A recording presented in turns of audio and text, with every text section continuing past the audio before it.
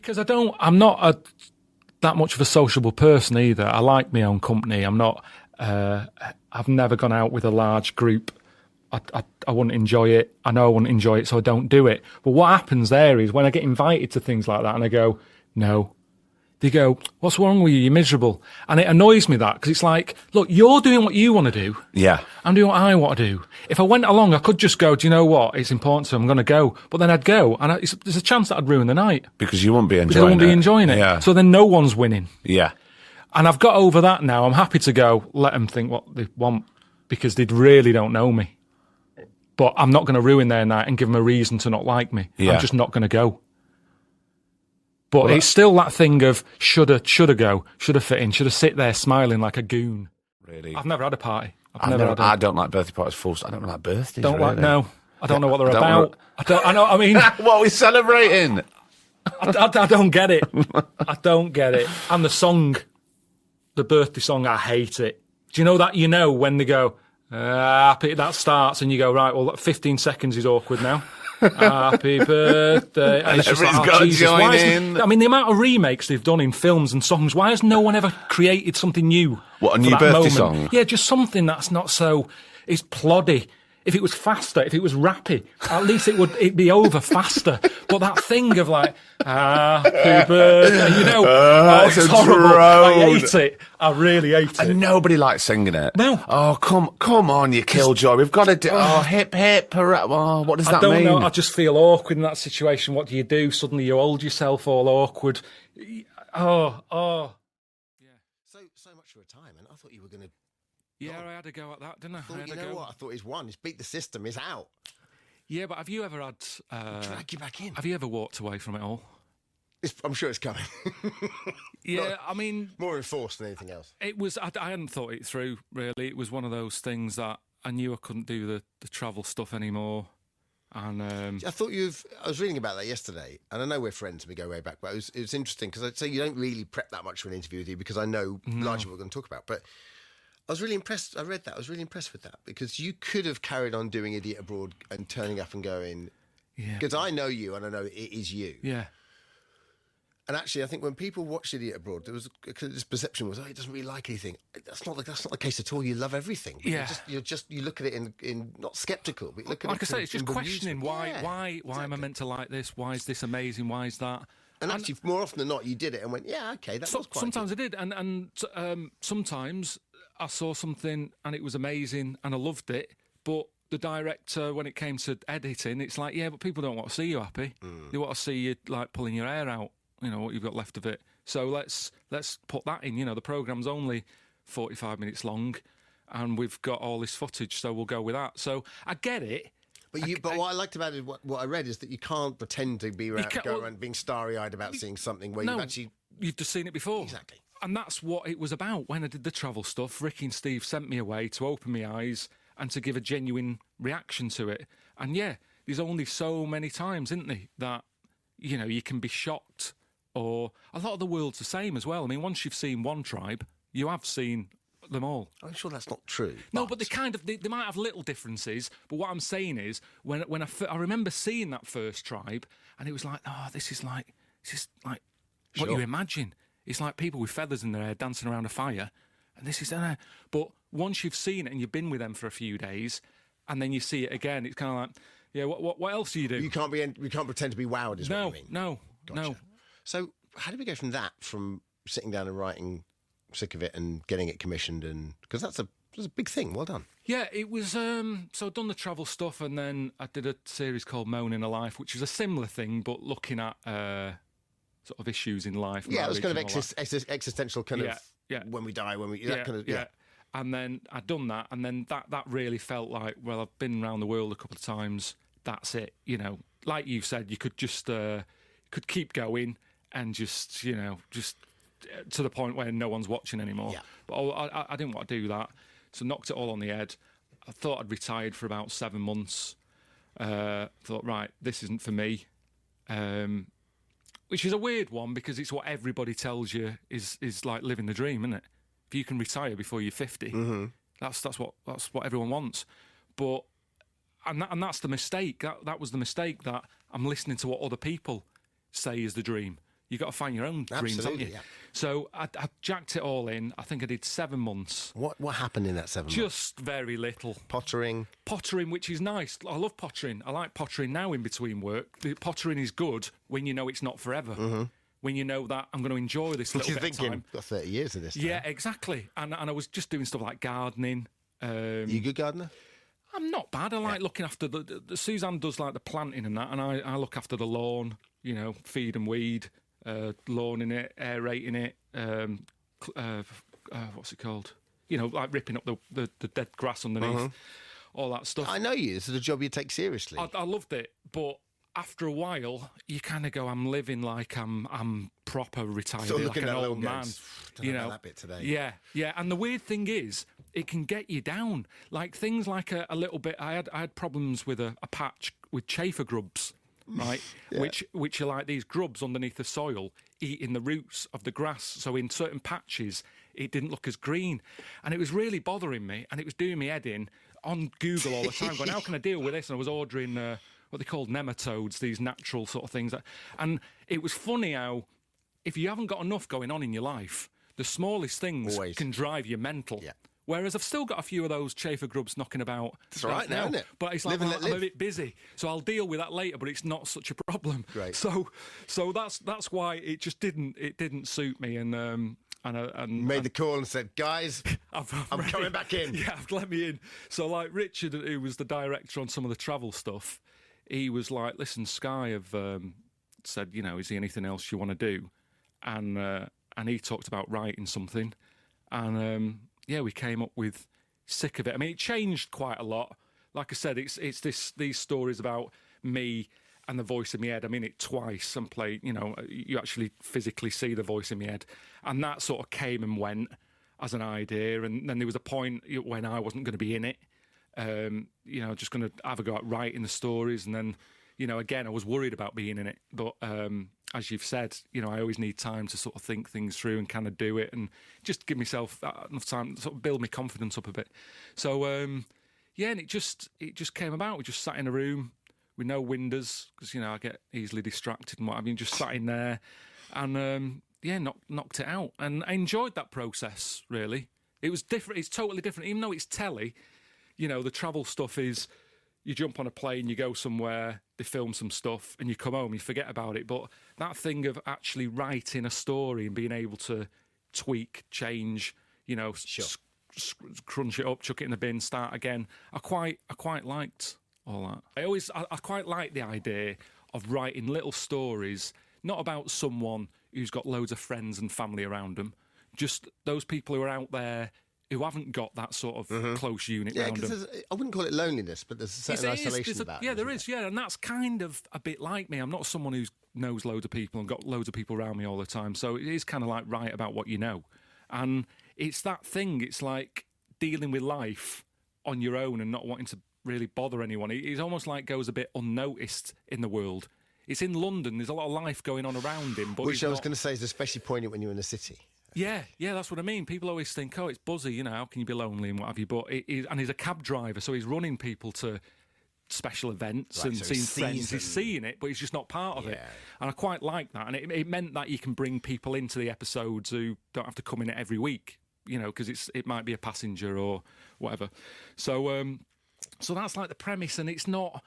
The other thing that I've said time and time again is it's not a laugh out loud type thing. Second series especially is very bittersweet. Yeah. No, but that's what I like. I don't really watch that much comedy. I prefer... I mean, my favourite film of all time is Kes, you know, Elephant Man. I was watching that Cinema Paradiso, yeah. I love that sort of thing. Beautiful, sort of tragic stuff. Yeah, it just drags you in, and... I don't know, it leaves you with something. You know, the scene at the end when he watches the cut to the kisses. Brilliant. Floors me every time. I'm not a crier. I'm not. My emotions are rubbish. I don't know what's up with me. But it doesn't happen. But on certain films, that was one of them. And even Kes, I can just watch the end of it and I blub. I'm the opposite. What? I just turn it on in a minute. Oh, right. Oh, man, I can't stop crying. Which is good for you, but, you know, Suzanne's like that. She can, every night she's blubbing away. Get me a couple of good adverts and I'll start crying. No. I forget what it was, but I was cooking last night And the cooker is at the one end of the sort of galley kitchen. Cooker's at one end, the TV's at the other, and the remote is by the TV. And something came on, and I went, "I've got to turn this off. I can't remember. It might have been an advert. Oh, hang on though. Long Lost Family for me. If I don't get to Long Lost Family and turn it over before the first 5 minutes, it turns into a drinking night. But I know I can't let that happen. I know what you mean with some adverts. I mean, they say that there's a lot of people depressed in the country at the minute, and I do wonder if it's those daytime adverts you get on the telly. You know, the donkey. The donkey one. Don't. It's like, turn it over. I can't. I'm not. You know, no one's warned me. I've not been built up to this. And you see the sad donkey, and then you turn it over, and then put it back. Then there's another one on for some snow leopard that's got a limp. Yeah. You know, it's endless. So yeah, I struggle with those. I think things with animals. I get quite a lot of notifications on my phone when I look down. They went, "Thanks for your donation again." And I went, "When did I?" Yeah, probably. When did I do that? Because I was crying watching an advert. Exactly. Yeah. But anyway, yeah. So give it a go. That's all I'm going to say. It's not about laughs. I prefer the second series. I'm really enjoying it. No, a lot of people have said that. A lot of people, I think because it took them a bit of time to get used to it, because it's not what they were used to see me doing. Mm-hmm. So the first series, a lot of people were just like, what's this? And they were just expecting lame little stories that didn't mean anything, and they weren't necessarily looking out for what we were trying to say. Like the first episode in series 1, it was to do with like losing my girlfriend and not having anything left from our relationship apart from this sofa, and my auntie's husband died, and so she had lost him and I'd lost her, and there was a point when I'm sort of getting rid of this sofa, carrying the sofa, and at the same time that's cut with my auntie's husband being carried in the coffin, and then as he's cremated, something happens to the sofa where it's up in flames. So it was this sort of thing of we're both going through the same thing, kind of. But a lot of people were like, what was all that about? Just an episode about shifting the sofa. And it was like, it so wasn't that. It wasn't that. But that's because I think they just look at me as being this idiot, and that I wouldn't be interested in a story that's got a bit more meaning to it. So that was a struggle. I think with series 2, the people who have been watching it kind of enjoyed series 1, and so we hit the ground running a bit more. But just give it a go. I know there's a lot of telly out there, and it's a nightmare at the minute. If you're not, you know, if you haven't got Scarlett Johansson in it or whatever, a lot of people just go, oh, whatever. So it's hard work getting someone to watch anything because there's so much. But if you've got a spare couple of hours, give it a go. It's great to have you with us, mate. Thanks for having me. One question before I let you Go on. go. No, I have to ask this. This is an important question. You talked about favourite jobs, and your favourite job of all time was your paper round. And it's one of my favourite jobs of all time.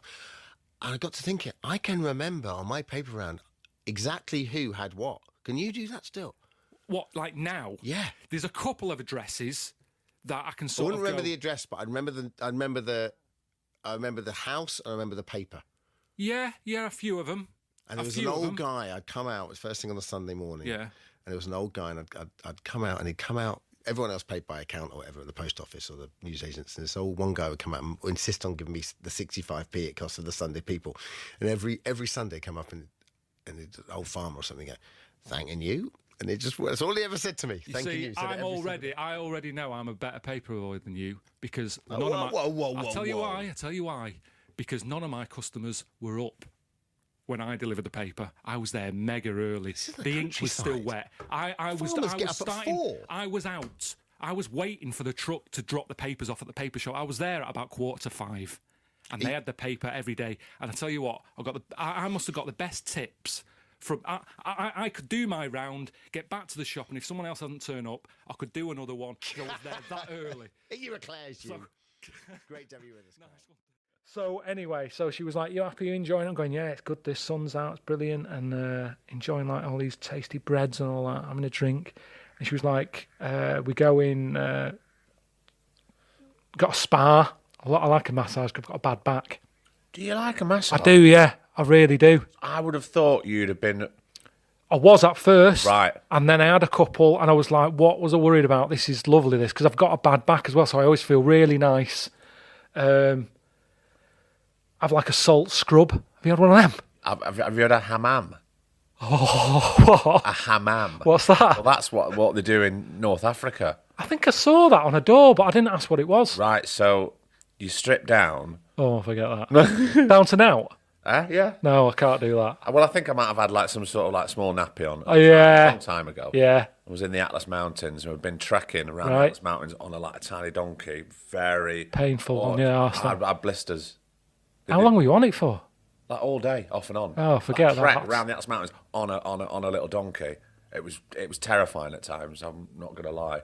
And then I was all like, baked and sweating and aching and blistery. And then I went into this room and you kind of get hosed down and then just sort of like quite battered. And This is the hammam. It is a hammam. Yeah, it's quite rough. I'm sure there's more to it than that, but yeah, it's full on. You pump. And the idea is what? That is waking you up. And... It's kind of, I think, sort of to relax the muscles. Again, I'm a novice and I'm not as educated of the hammam as I should be, but that was my experience from it. Anyway, go on, salt scrub. So I have a salt scrub and all that. It's just sort of cleans you out a bit and, it's just relaxing. But anyway, so I liked all that. And then she was like, yeah, I've booked us a day out tomorrow. I was like, whoa. And she was like, no, not a full day. It was half a day. And we got a tour guide. And I was like, oh, how many of us are there? And she's like, no, it's just a bloke on his own. And you two? Us two. So it was like, all right, that's not bad. I'm not into all that follow the umbrella guide and all that shit. Oh. So making friends on the coach. No. Where are you from? So forget it. So and also tastes. Everybody's got different tastes. So important. I know. But that's been the other problem, the change, because I've changed, I think, over the years. Because of the different jobs, you're constantly changing. They say like you're, is it every 7 years or something, you're like a different person because your cells are changing. That's why a lot of relationships end after 7 years because you're kind of a different person every 7 years. That makes sense. And it's weird how like people listen to the old podcast that I used to do, or with Ricky and Steve, or Idiot Abroad and all that. And here's me trying to do something different, but people are like, I prefer that. Do more of that. And it's like, I'm not that. And also, I'm not doing it with all due respect, I'm not doing it for you. I know, but you can't say that. Of course you can't. I know that, but in a way, if you look at everything from. Because you used to do milk round. Did you do milk round? Paper round. Look at the paper round. Right through to all the radio stuff, then the podcast stuff. I know. Then the travelling. Loads of stuff. But it's a all mix. And it's spaced. It's all different. So there's been a constant search. Yeah, and different ages. Things. But people don't want you to... It's like they look at me like I'm Homer Simpson or something. That it's this thing that doesn't age. Do you know what I mean? So stay in that box. If Homer was real, he'd probably be all right by now. Do you know what I mean? The kids will have grown up. He'd have a different life with Marge. His brain would have changed. He changed as a person, but he doesn't change in the Springfield world because he's a cartoon. Yeah. And I think people look at me like that. It's like, do more of that. It's like, well, I couldn't even if I wanted to. I'm not that person because it's 20 years old, some of that stuff, or 10 years old.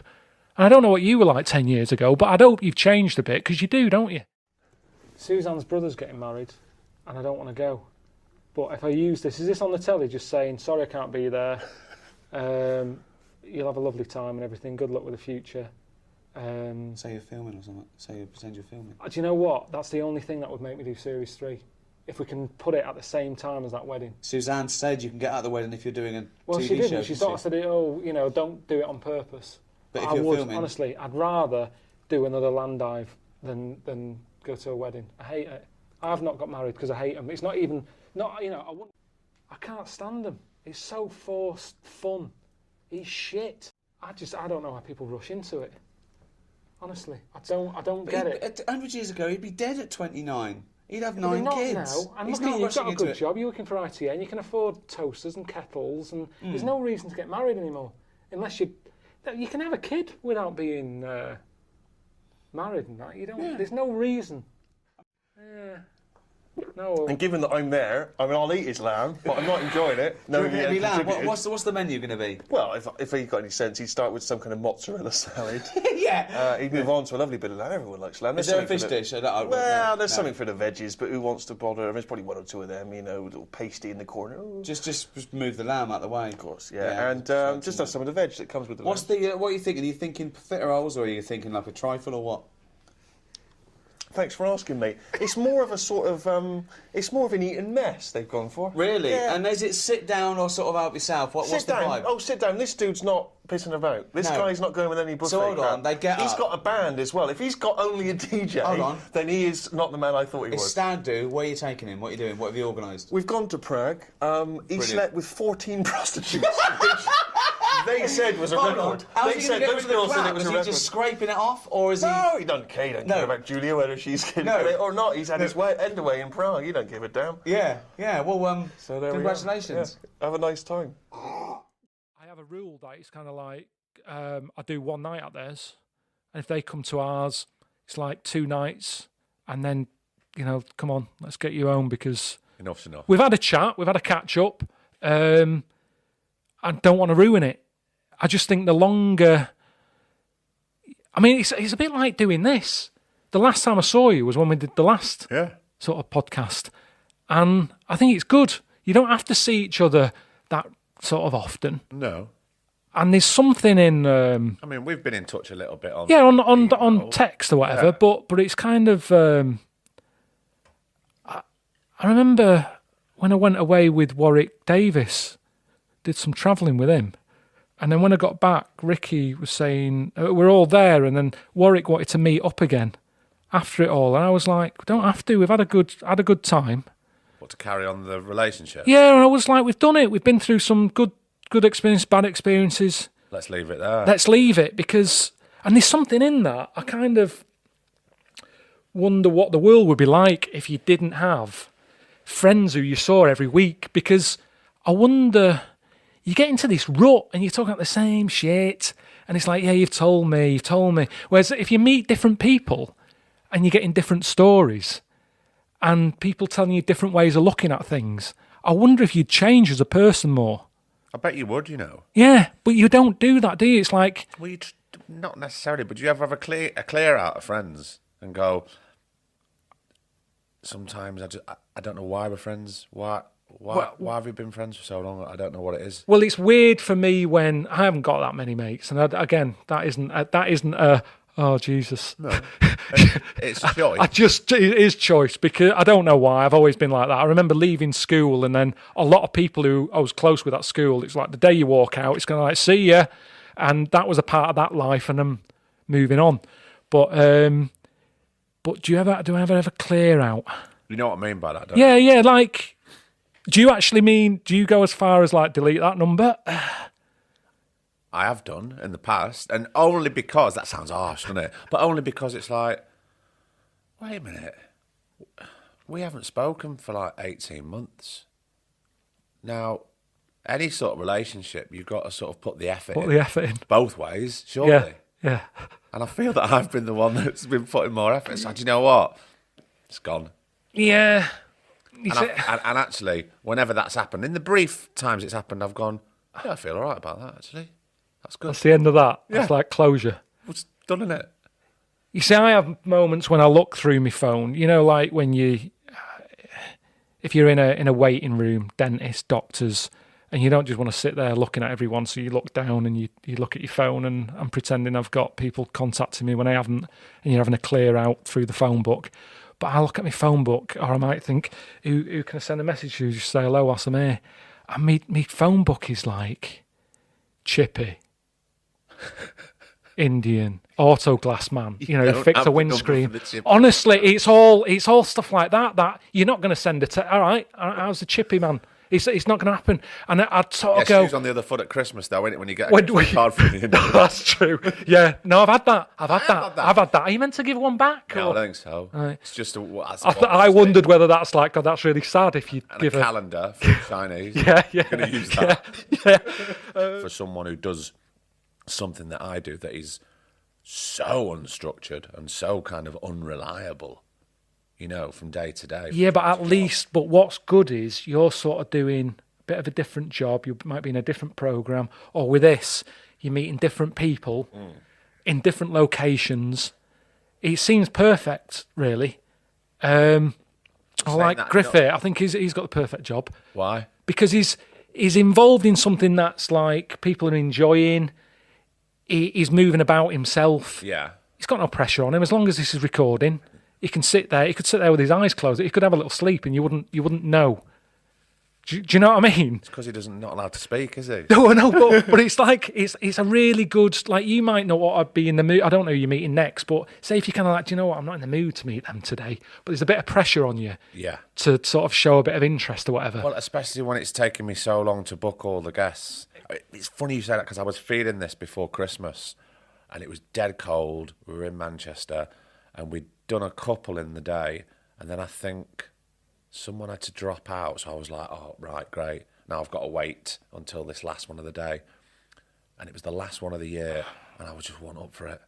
It's bad, that, though, isn't it? It's going, not the person's fault or anything. It's just you. Yeah. Me in my situation. But you know what? This person then walked into the room, and I'd never met him before, and I went, oh, this is going to be great. And all of a sudden I felt... But what did I say before, though, about having friends who you've not met and then get rid of? You don't have to see them again. No. You can meet them, get on with them, and go, that was a good experience. I'll remember that because it was nice. Off you go. Let's see who else is out in the world who I can meet. But it changed me from being, I don't know if I've got it in me. And you know what I'm like? I don't want to put anything out that isn't... that I'm not proud of. Yeah. So I was going, oh, God, I'm trying to dig deep and muster. And I didn't have to, because the conversation kind of flowed, but it changed me.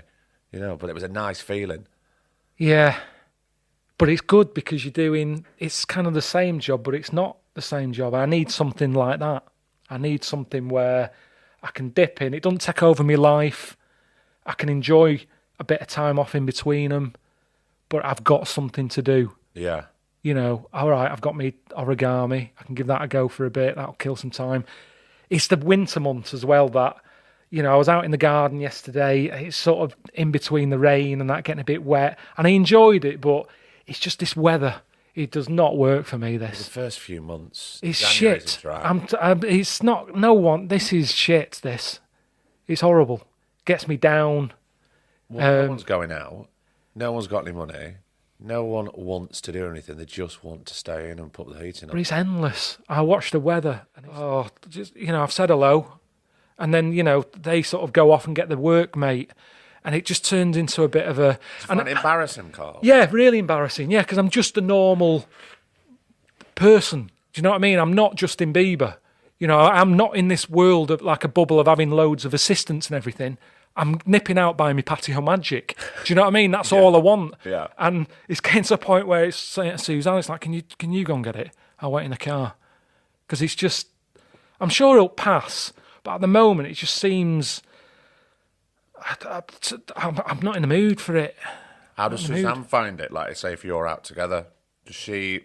People can be rude sometimes. Most of the time they're all right, and they'll sort of go, they wait for the moment. They sort of, say if we've been out and we're having something to eat, some people will wait until, like, they can see we paid the bill, and they'll come over and go, can I have a quick picture? And all that. But sometimes it's like she's not even there.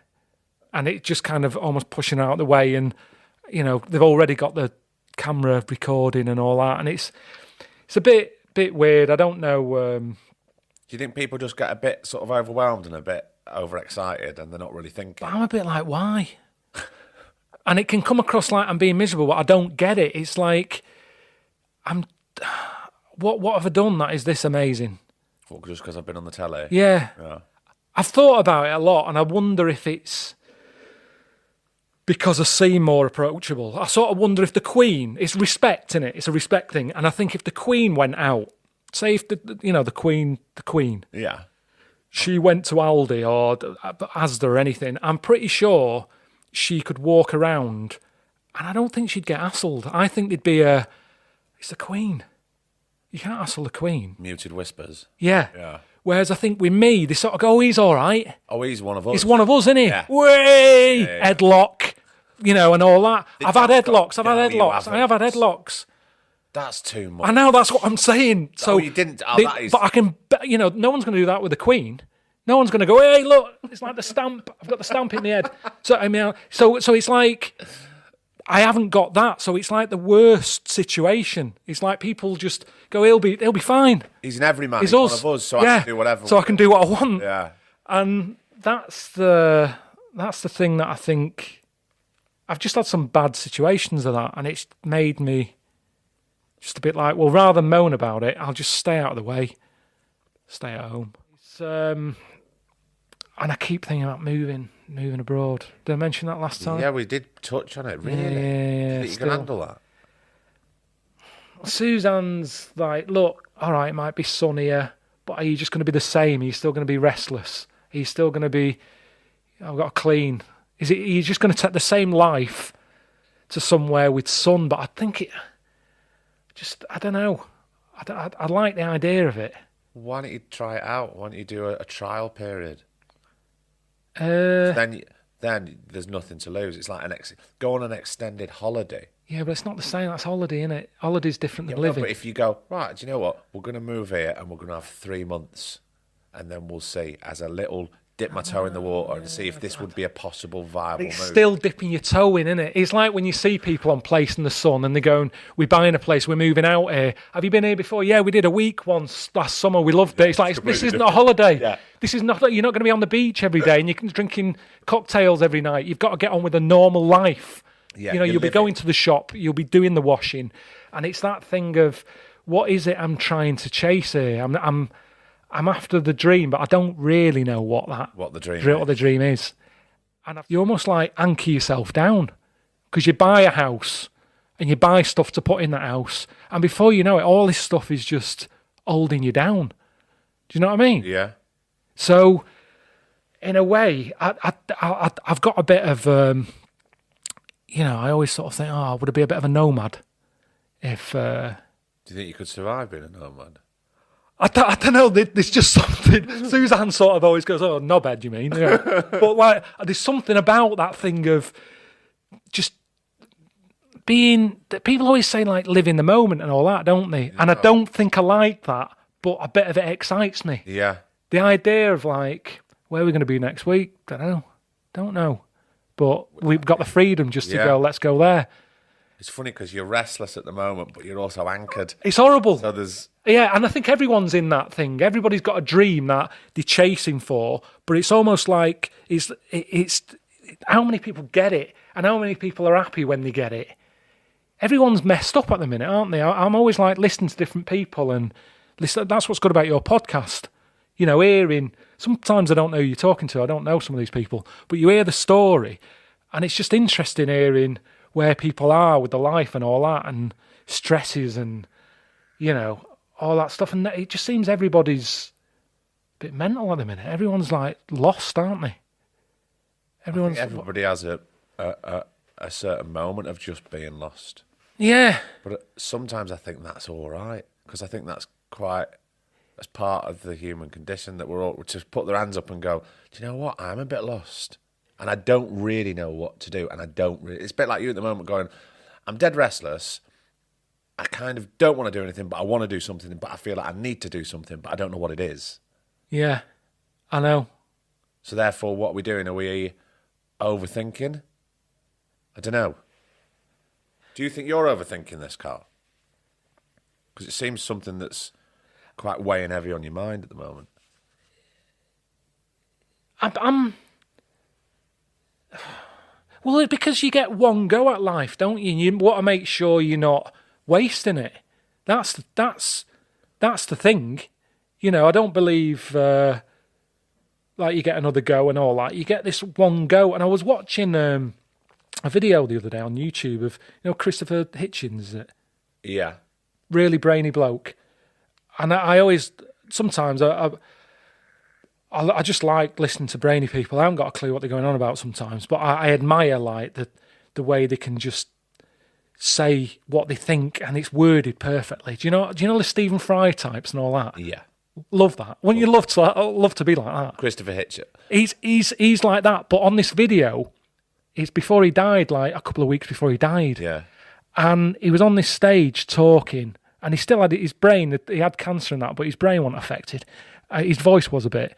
But he was so passionate about the stuff he was talking about, and it's like right up, it's close to death, and yet he's still like loving what he was doing. Yeah. So it makes you sort of watch it and go, shit, he's dying there, and look at him, he's loving every minute, and I'm pissing about here, and maybe, you know, Suzanne's right when or whoever's saying stop cleaning. I can do the cleaning, but I need something else to make sure I don't know, I'm doing something worthwhile, I think. I haven't got kids, so it's not like I can say, well, I'm bringing up the kids and I'm teaching them stuff. Do you know what I mean? Yeah. I've got cats, you can't even teach them tricks. It's not like a dog, they just look at you, don't they? So it's like, what am I doing on the planet? What am I doing now? What can I do? And she said, yeah. Anyway, we got there. And she said, but I have booked us a day out. And I was like, oh, you shit house. Do you know what I mean? I was like, this is why you're telling me now, because I need time to get used to that idea. Anyway. Do you think she kept it from you on purpose? Maybe she was just waiting to see. If she tells me too much in one go, she knows that I get all like, oh, let's not go anywhere. Yeah. Where she knows that if she kind of like, right, well, it'll be fine. We'll get on the plane and that'll be all right. And you'll get there and we'll be picked up and it'll be fine. Then once we're there, it's like she breaks news to me sort of slowly. So anyway, so she was like, you happy, you enjoying it? I'm going, yeah, it's good. This sun's out, it's brilliant. And enjoying like all these tasty breads and all that, having a drink. And she was like, we go in, got a spa. I like a massage because I've got a bad back. Do you like a massage? I do, yeah. I really do. I would have thought you'd have been... I was at first. Right. And then I had a couple and I was like, what was I worried about? This is lovely, this, because I've got a bad back as well, so I always feel really nice. I've like a salt scrub. Have you had one of them? Have you had a hammam? Oh, what? A hammam. What's that? Well, that's what they do in North Africa. I think I saw that on a door, but I didn't ask what it was. Right, so you strip down. Oh, forget that. Down to now? Yeah. No, I can't do that. Well, I think I might have had like some sort of like small nappy on. Oh, yeah. A long time ago. Yeah. I was in the Atlas Mountains and we've been trekking around the Right. Atlas Mountains on a tiny donkey. Very Painful on your arse, I then. had blisters. How long were you on it for? Like all day, off and on. Oh, forget I that. trekked around the Atlas Mountains on a little donkey. It was terrifying at times. I'm not gonna lie. And then I was all like, baked and sweating and aching and blistery. And then I went into this room and you kind of get hosed down and then just sort of like quite battered. And This is the hammam. It is a hammam. Yeah, it's quite rough. I mean, I'm sure there's more to it than that, but yeah, it's full on. You pump. And the idea is what? That is Just to waking you up. And It's kind of, I think, sort of to relax the muscles. Again, I'm a novice and I'm not as educated of the hammam as I should be, but that was my experience from it. Anyway, go on, salt scrub. so I have a salt scrub and all that. It's just sort of cleans you out a bit and, it's just relaxing. But anyway, so I liked all that. And then she was like, yeah, I've booked us a day out tomorrow. I was like, whoa. And she was like, no, not a full day. It was half a day. And we got a tour guide. And I was like, oh, how many of us are there? She's like, no, it's just a bloke on his own. And you two. Us two. So it was like, all right, that's not bad. I'm not into all that follow the umbrella guide and all that shit. Oh. So Making friends on the yeah, coach. no. Where are you from? So yeah, forget it. So And also tastes. Everybody's got different Tastes. tastes. So important. I know.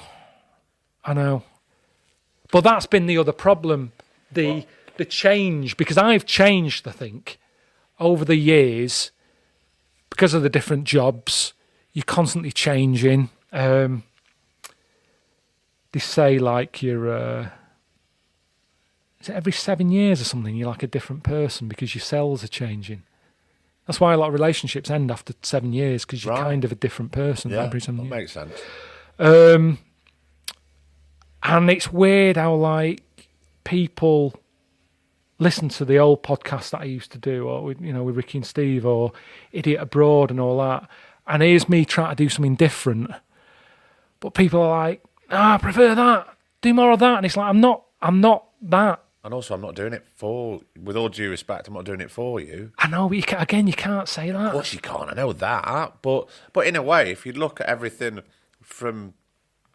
Because you used to do milk round. Did you do milk round? Paper round. Look Yeah. at the paper Yeah. round, right through to all the radio stuff, then the podcast stuff, I know. then the travelling. Loads of stuff. But It's a mix. And it's spaced. It's all different. So there's been a constant search. Yeah, and different ages. things. But people don't want you to. It's like they look at me like I'm Homer Simpson or something. That it's this thing that doesn't age. Do you know what I mean? So stay in that box. If Homer was real, he'd probably be all right by now. Do you know what I mean? The kids will have grown up. He'd have a different life with Marge. His brain would have changed. He changed as a person, but he doesn't change in the Springfield world because he's a cartoon. Yeah. And I think people look at me like that. It's like, do more of that. It's like, well, I couldn't if you want, even if I wanted to. I'm not that person because it's 20 years old, some of that stuff, or 10 years old. And I don't know what you were like 10 years ago, but I hope you've changed a bit because you do, don't you? Would guilt come into it? Is it guilt or is it just in you? Is it just, I mean, what's wrong with just having a bit of time out to do nothing? But I don't know. I mean, when I sort of, we're jumping about a bit here, but That's all right. when I sort of knocked all the travel stuff on the head, and I was like, the house is paid for, that's all I did this for, it's done, do nothing. I sat about I didn't sit about gardening, messing about, learning a bit about gardening, interesting stuff with nematodes and all that, trying to look after my lawn. Yeah. I got really sort of like a bit mad about my lawn, like it's got to be spot on and looking after that. And but there's only so much time you can mess about with a lawn. And then Suzanne's got her life going on. She's got mates. And she'd go like, what are you doing today? Oh, I don't know. And she'd go out. I'd sort of be walking around the house. And I was telling someone the other day, it got to a point where little things that shouldn't bother you bothered me. So like I'd walk past the oven and I'd see, do you know, like on an oven door you've got 2 glass panels? Yeah. And I'd walk past it and I'd see a little bit of chicken there, like chicken fat. In between. I don't know how he's got in there. But I'd see it. And now normally if you're busy you just go, oh, that's a bit annoying, you get on with it. But when you're not, you start, what's that got in there? How can I get that out of there? Yeah. I'm doing nothing else. I'm going to get that out of there. That's what I'm going to do today. And I take the door apart and then bits fall out. It's a really complicated oven. It's not just like, I've had ovens where you can slide it out. Yeah. And you can just clean it, put it back in. But this was like little special screws that I had to go and buy like a special, it's not like an Allen key, it's like a star. Right. A star like thing. Screw that out and it's small and it falls out and then you split it and something else falls out. It's like, I don't even know what that was in there for. And Suzanne came home and it was in bits. So I had it balanced on the thing. And so she was going, get a job again, do something because you're wrecking the joint. Yeah. So it just goes to show that I've got to do something. I can't just sit there and watch films back to back. And I know there's loads of films. You couldn't you? There's endless amounts of films. No, I'm not saying I could do that. I would like to do that a couple of times a month, is what I'm saying. That would be enough. Enough for me to... That's me time. To have time... Just to have time by yourself. I think people who are good at having time by themselves, I think deserve it, and they kind of need a bit of that to spur themselves on. Yeah. I still haven't really found the thing, though, that if I'm not working, I don't know what is me. Do you know, like when people say, what are your hobbies or what do you do with your spare time? You sort of go, oh, I don't know. I don't know what I do. What is me? But do you think you're searching for that? Yeah. Yeah, I mean, you've got to have that because there is going to come a time when I'm not working. You can't work. You can't, yeah. So what are you going to do? I've always put off classical music and reading for when I'm older.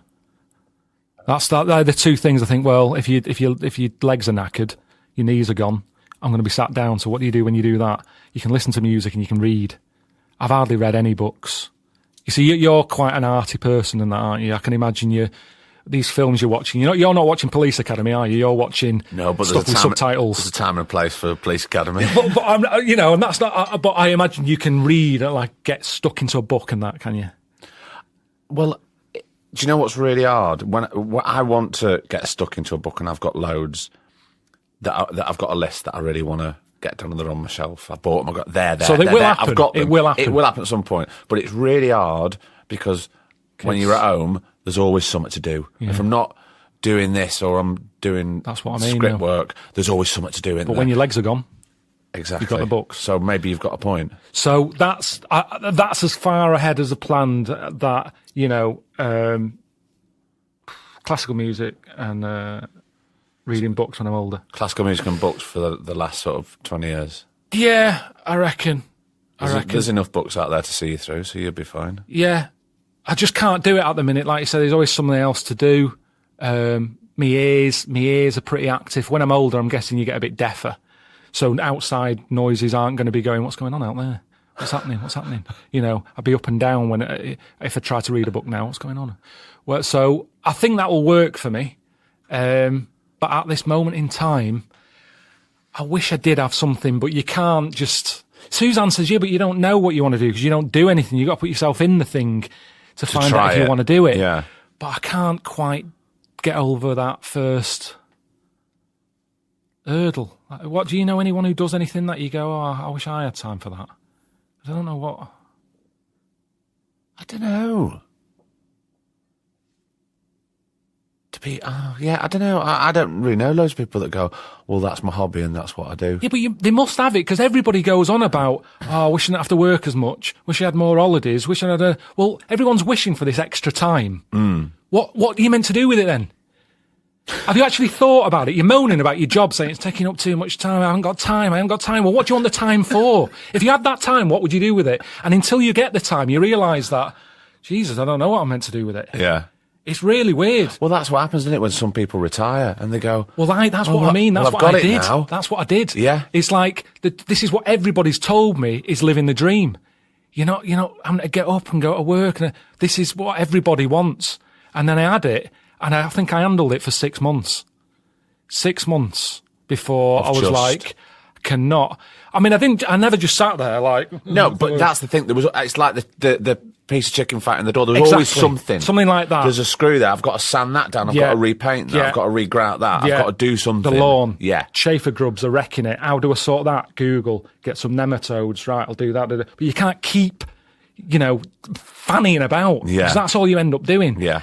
And you don't really get joy from fannying about because you know the thing you didn't really need doing, so you get no joy out of doing it because it didn't need doing. If anything, you've made it worse. Because you're doing it for the sake of it. Yeah.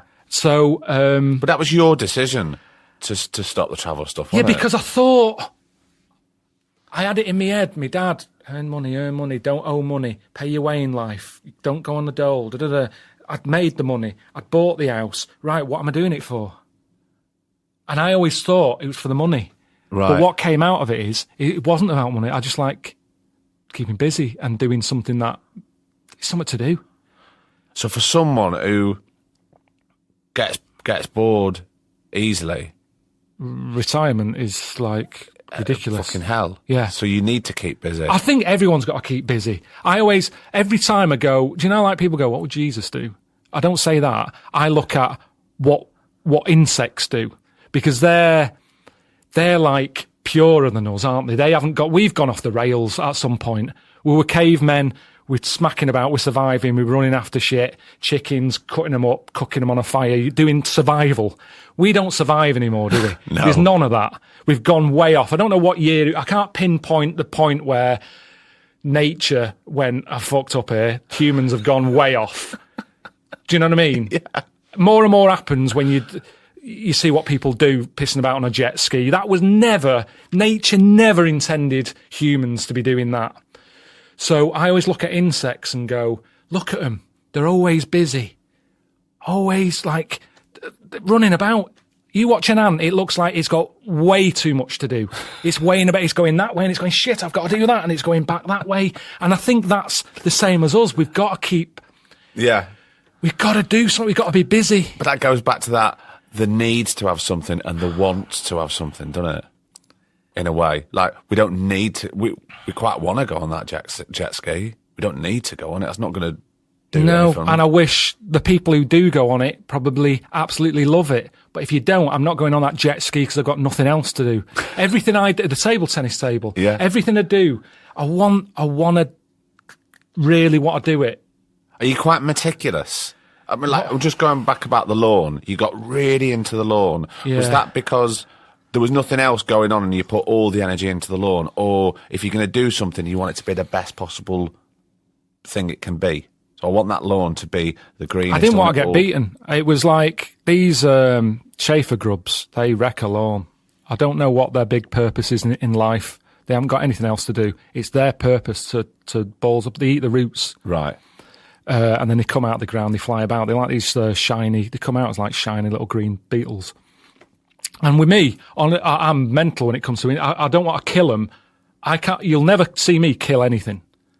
I care more about insects and animals than people in some ways. I'm like, I love watching them. I find them fascinating. Well, they are. I suppose that's a bit of a pastime in some ways. You go, we might have a hobby at the end of this, Carl. Yeah, no, I do. I mean, again, drive Suzanne up the wall. If when was it?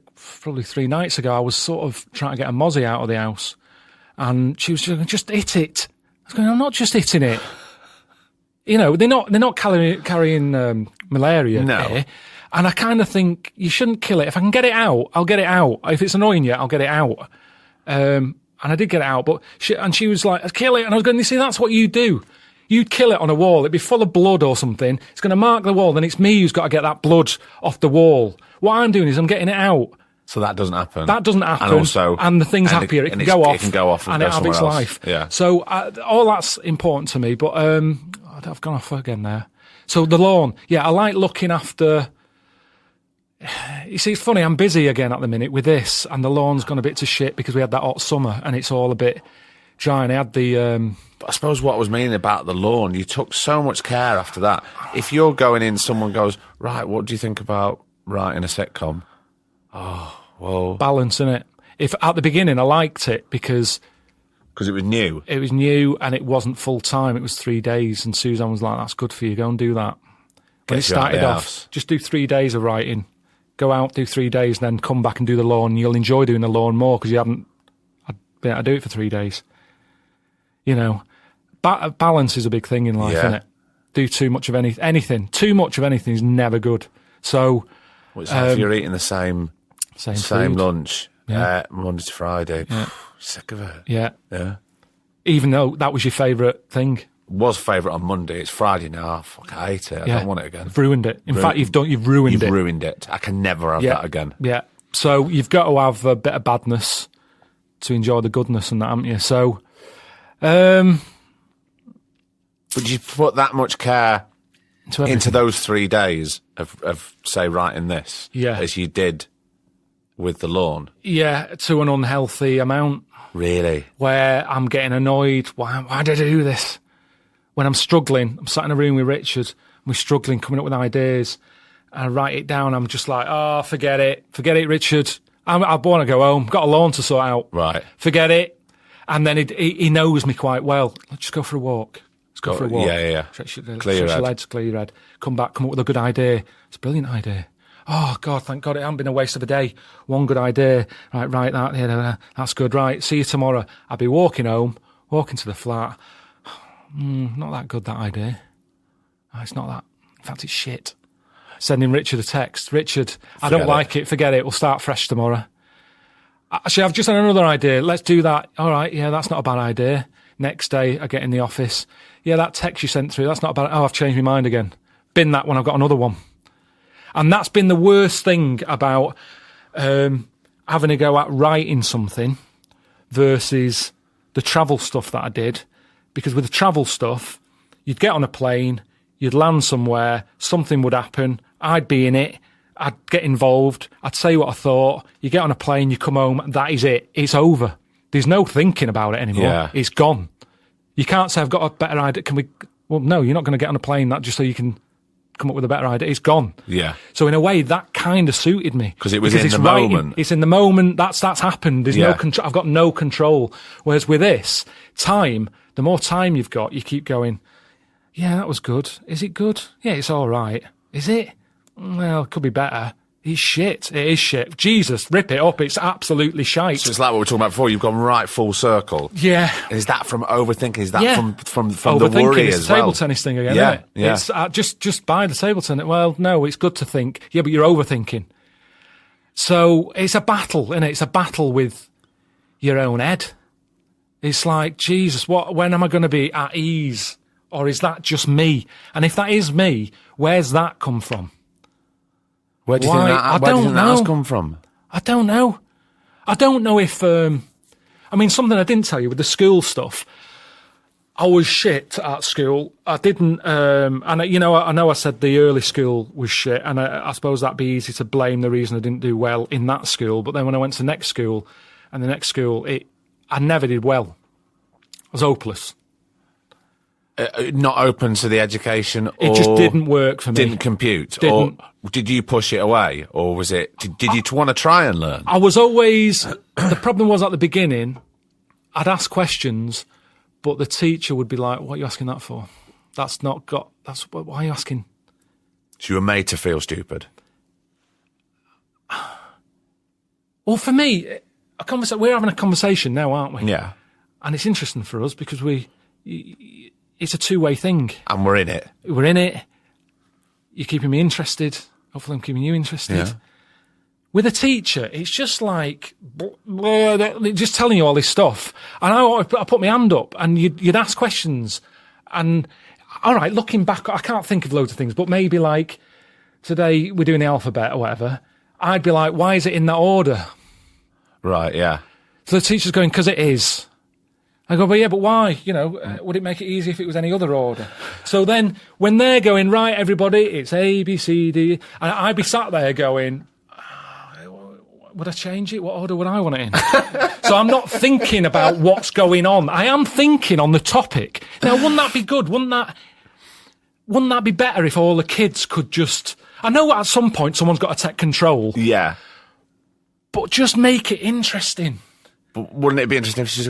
Well, isn't that interesting that you said that, Carl? Because why it's like this is because of this. It makes it, even if he made something up. Yeah, it just makes it easier. It makes it easier. Yeah. Makes it easier. Then you'd have had resolution on your answer. Yeah. You'd go, and I'd feel like I've been involved. Exactly. I'm in here. Yeah. I've added something. I'm part of this. But it was just like, it's like that. And after a while, when you feel like you're annoying people, you just go into yourself, don't you? And you go, well, I've got a question, but I'm not going to ask. Yeah. So I'm just going to sit here. I've got nothing to contribute to this class, so I'm just going to keep my mouth shut. Yeah. So that kind of went on. And then I remember the ed teacher, the woman, sort of said, told me mum and dad I was never going to be a high flyer. Right. What does that mean? What's a high flyer mean? I think it just means like, well, I don't know. What does it mean? How do you? But basically, that's what she said. Yeah, she said basically is not great at this. He's not going to be a high flyer, and I don't know. I suppose a part of some people have sort of gone, that's bad. It's bad for a teacher just to have given up on you, because they say a teacher's only as good as the worst pupil, don't they? Yeah. Because anyone can teach a brainy kid.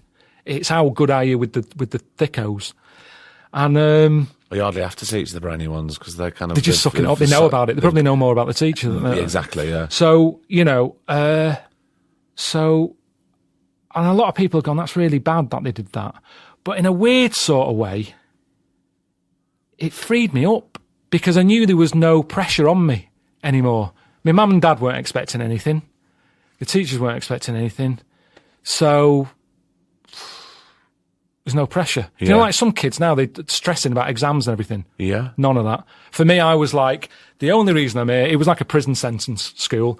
I didn't look at it in any other way than the time will come when they go, you're free now. It was like, honestly, I hated it. Hated everything about it. Apart from the making money. Yeah. I wasn't going there to learn. I was going there to earn. Did you? That's how I looked at it.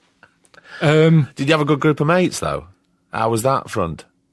Yeah. Because I spoke to some people in not that dissimilar situations to you at school, and they go, I didn't care about the lessons. I just went for my mates. It was just like a social club for me.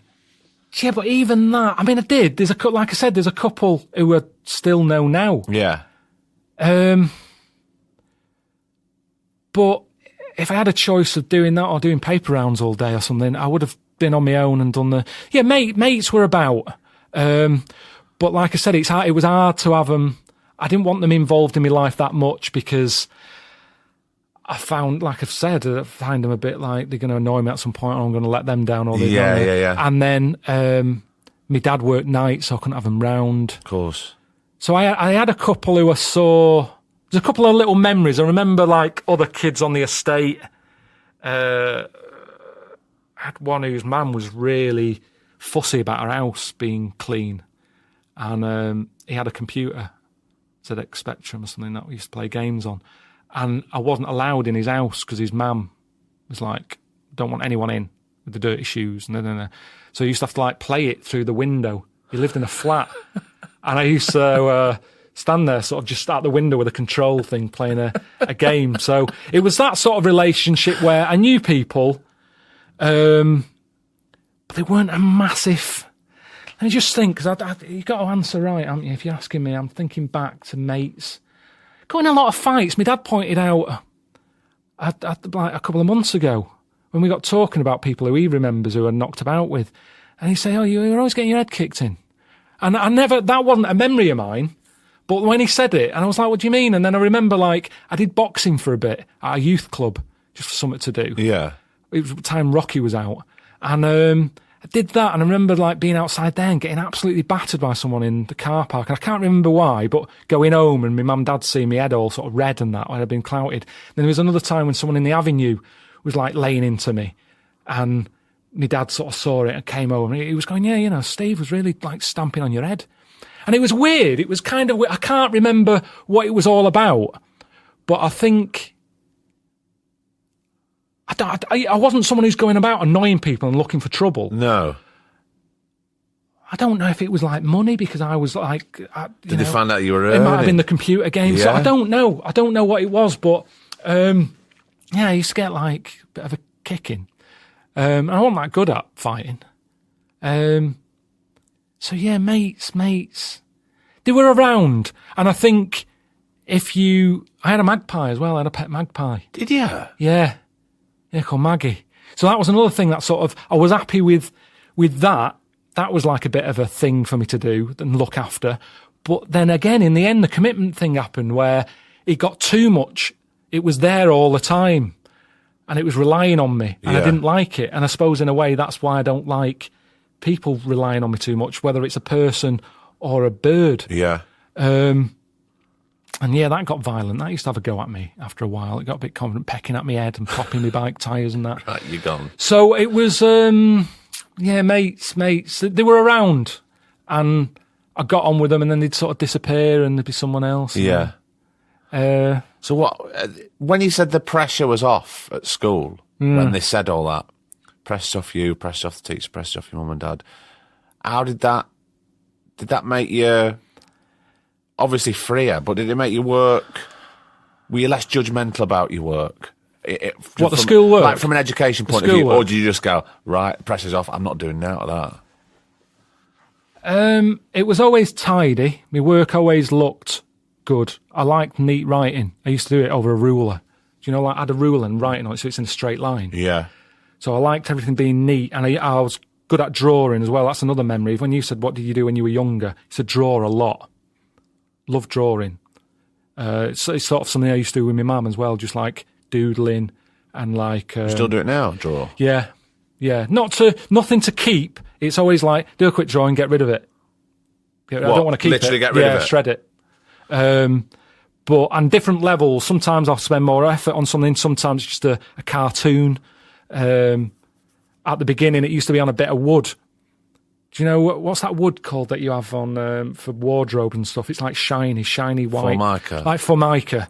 And my mum had bingo pens, the sort of thing. Yeah. So you could write on the Formica stuff, you could draw and stuff, and then I'd just do really simple, almost like Lowry style things, just football fields, kids playing, old person walking with a stick, dogs running about, someone chucking a stick for a dog. It was just life that I did. And my mum used to do the same, and we'd both do that, and then you could wipe it off. Start again. Yeah. So yeah, the drawing, I used to use drawing in my work to try and make it look better. All the work was wrong. Yeah. But it would have good drawings to go with it. But they'd sort of go, well, we can't give you a good mark. Looks nice. It looks nice, but it's all wrong. Yeah. And it got to a point where I didn't understand it. It wasn't even like, do you know when you get to that point, what age is it when they start introducing letters into maths? Got to be 13, 14. Forget it. Yeah. Forget it. Why are letters getting involved? There's shitloads of numbers. We don't need to add that. And at that point, I knew that. I've even got to a point, I don't understand it, and I know that I'll never need this. So I really felt like I don't know what I'm doing here. But it's right. You will never need it. No. And then I think even the teachers got sick of teaching, because all the lesson ever seemed to be was printouts of things. Yeah. Stick that in your book. Weren't even really This teaching. is the history. This is everything about Henry VIII. Read it's that. there. Read that and stick it in the book. And you couldn't read it because it was a shit photocopier. So everything was like, it looked like it'd been in a washing machine. Yeah, you know, like a blurred. shopping list in a washing Yeah. machine and that. And you just go, I can sort of make something out. But so what am I meant to do with this? So they don't give a shit. I can't read it. I don't know what we do. I'm just collecting paper every day. I'm Yeah. basically going into classes. You're giving me bits of paper that I can't read, and I'm going home. There was nothing I enjoyed. I mean, do you think that was of a time? Because I had teachers like that who literally came in with the shit photocopier, stick it in your book, and they would read. Just read from a book. They don't care. No. That's not teaching. No, it was just, how can we get through the next half hour? Yeah. We're keeping these kids And I've got my busy. coffee. I've brought my coffee in. Yeah, you read it. You're not allowed to eat and drink. Yeah. Yeah. A big turning, I suppose the one thing that did happen, because I don't want to be one of them people who's like, it's all the school, it's the school's fault. I know it wasn't. At the end of the But day. I don't think you're saying that. You're talking about balance again. You're giving both sides. Yeah. There was kids in there who were probably, none of them have gone off and done anything amazing, but they're all right. And some of them learned some stuff and it got them to where they want to be. But it just wasn't for me. But there was one point when one of the teachers got me to do public speaking. Because now and again, I've wondered, how did this all happen? Like, and maybe that was her way of like giving me something. Or seeing something. Seeing something. She must have seen something. And it was a competition thing. And are we all right for time on that? Are we? Yeah. Yeah, she said, we're all doing public speaking in the class. Yeah. A few of us were picked. And it was a school thing, like all the classes were having to do this. And it was all going to build to a winner of public speaking. Like in an assembly. Yeah. Like, yeah. Just after assembly. It was kind of like the teacher would be there and go, dog shit's a problem, watch where you step in, and now here's the public speaking thing. Oh. So she gave me a thing to do, and I was like, oh, what about? She's like, anything. You can talk about anything. Just tell us a bit about your life. And I didn't plan anything because homework and everything. I didn't really do any of that. So I turned up, and she's like, it's today. So and so do your public speaking. I'm sat there thinking, shit. I haven't thought about this. Shit. And got that little thing, Yeah. you can feel your heart going faster and everything. I'm not even listening to what's being said, thinking in my head. Anyway, so I go up and I just talk about, see, it's funny because you said about, did you have mates and that, but I had this mate, Carl Grimshaw, and I just went up there and I think I talked about stuff we'd just been doing. And which, to this day, I've no idea what it was that I was talking about, but it was just our relationship and like stuff he's done, daft things he's done. And he was in the class, and so everyone knew him, so everyone could relate to it. Oh, so you named him? Yeah. And everyone, I don't know how long he had to do, but it was quite long, and it went well, and I quite enjoyed it, and everyone sort of clapped at the end, and like, How did that feel? Getting the adoration? It was from weird the class? because that was a really new thing. Say. Really, like, I didn't know what to expect in that, and I felt good, but I don't know if it was just because I've done it. The like, relief, yeah. But maybe I did actually enjoy it. But for me, it was just like I did it. Anyway, I'd sort of won in our class the public speaking thing, which meant that I had to do it again. Right.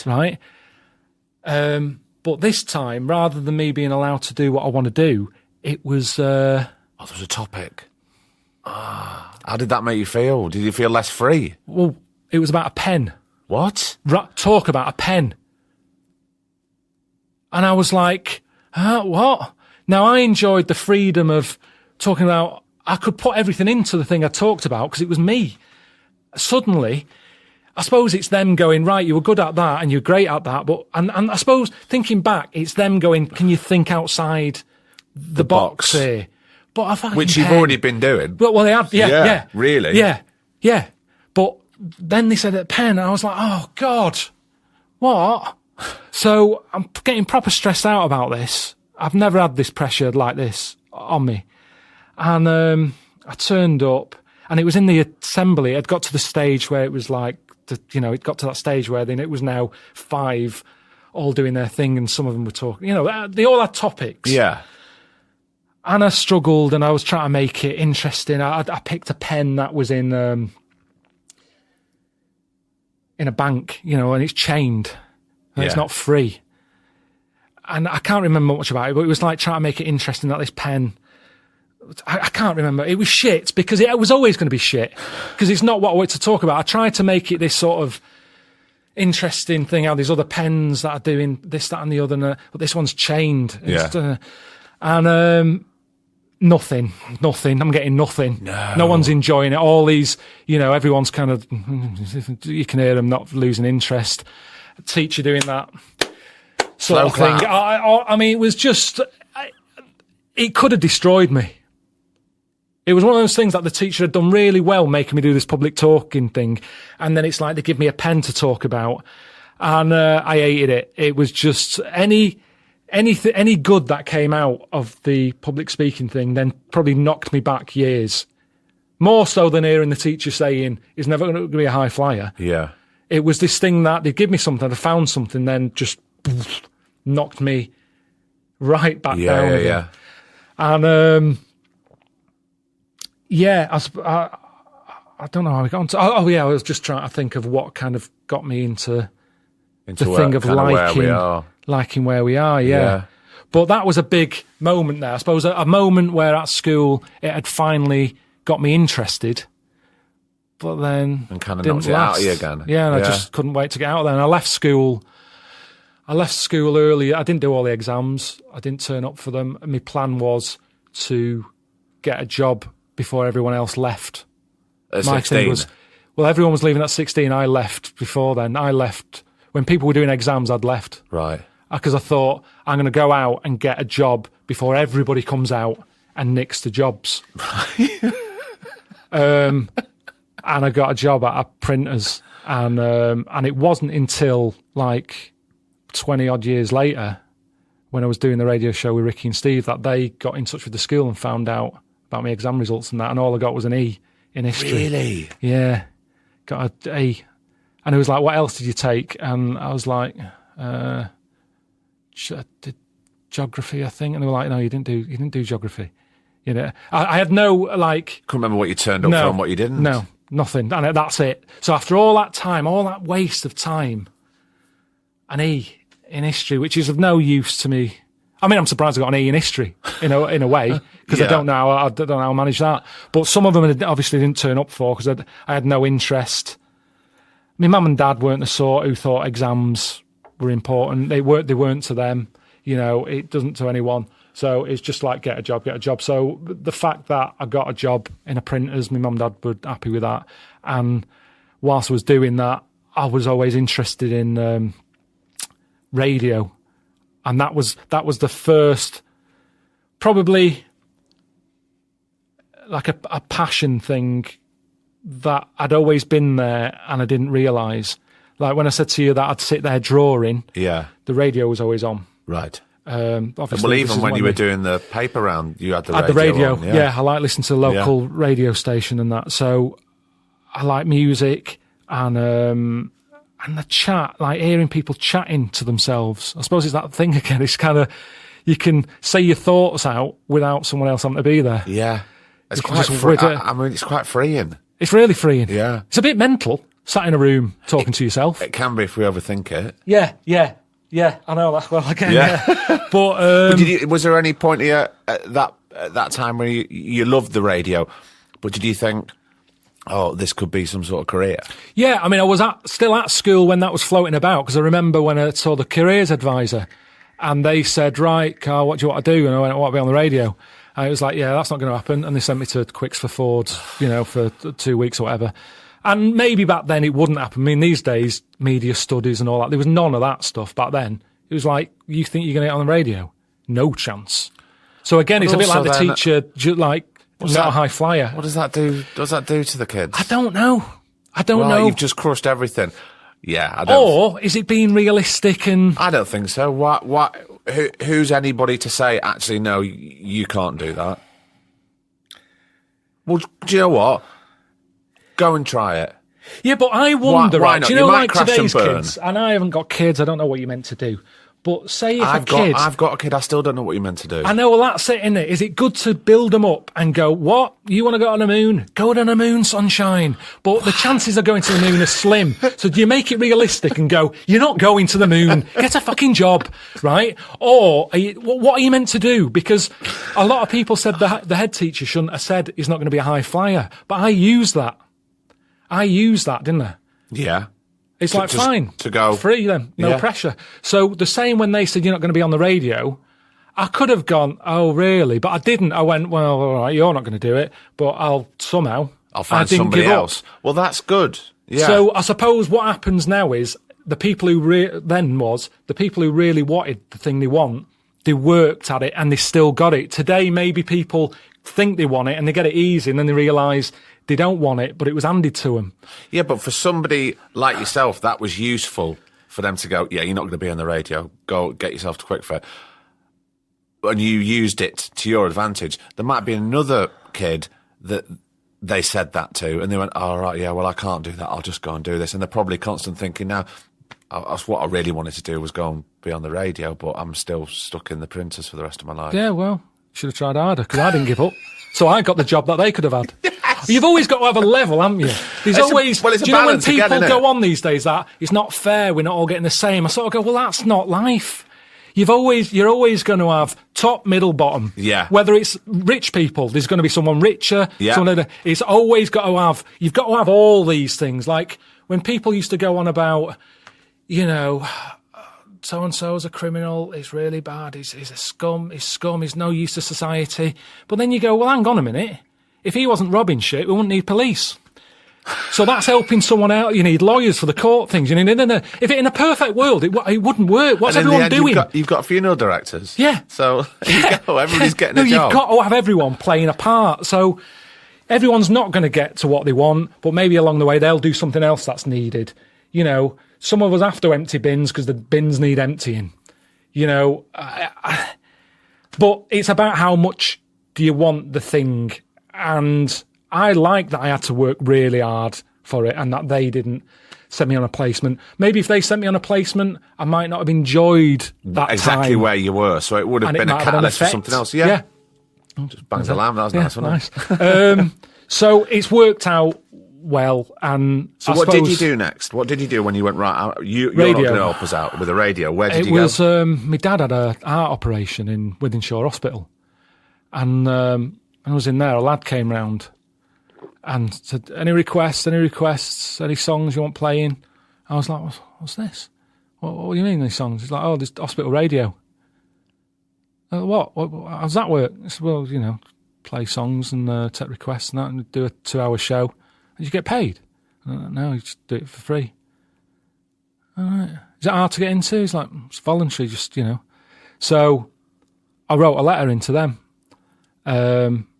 Said, I'm interested in radio. Can I have a go? And they said, well, it's not as easy as that. You've got to come in and help out a bit and go around the world to collect requests for the person who does the request show.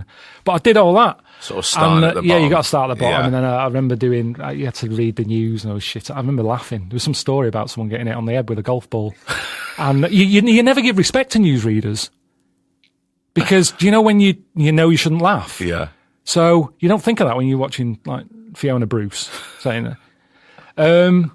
So I did that and they said, you can't do the news. I went, well, I didn't really want to do the news. You made me do the news. It's a bit like the public speaking thing again, being made to do something and then being shouted at for not doing it right. So it's not what I wanted to do anyway. But anyway, I got a show and I did that. And then me and a mate there, there's a few of us there, and we got kicked out because he'd made a transmitter, and we did pirate radio from there. Really? In the evenings, we used all the equipment to do pirate radio. We got found out, so they kicked us out of there. But whilst I was in there, I met someone who used to help out a presenter at Piccadilly Radio in Manchester, and he was moving and said, listen, do you want to take over my thing of helping out? Do you get paid? No. Voluntary, yeah. But it's like, all right, I'll get my foot in the door. Yeah. So I was working at printers at this point, hated it. It was a YTS job. Still that same printers that you, when you left school? Yeah. Yeah. Yeah. Yeah, well, I did move printers eventually to get a bit more money. But yeah, the first one was a YTS thing. And I think I was still there when I was doing the hospital radio stuff. It's a little bit of money, not when you get 25 quid a week, don't you, on the YTS thing. But I had this, you know, going into a proper radio station now, you know, real, the station I listened to. You know, I couldn't believe me luck. Yeah. It's like seeing the presenters who I listened to, and I was like, oh, no, there's Mike Sweeney and there's one. And doesn't look like what he sounds like. No, definitely not. Yeah. And that's the other thing, isn't it? Back then, that was like that. Now you can find everything out about presenters and everything on radio. It's not as special. Well, also because they're not just on the radio. No, they're all like most of them on the telly before the radio now. Exactly, doing everything. So, yeah, I was in there helping out, and is this boring? No. Doing that, and then I got in a bit more, starting to know people in the station. Got the job of putting out pre-recorded shows. There was shows at the weekend that presenters recorded because they work in the week, so the one at the weekend was pre-recorded. Yeah. They needed someone to put it out. So I'd be doing that. I'd like get the reel-to-reel tapes, playing these tapes out, putting in the adverts, going up to the news, back timing it to the news. And I'd get cash for that. And I'd spend like the whole weekend there, like because there's loads of pre-recorded shows. I'd be there from 8 a.m. till like honestly the whole weekend. I wouldn't go home.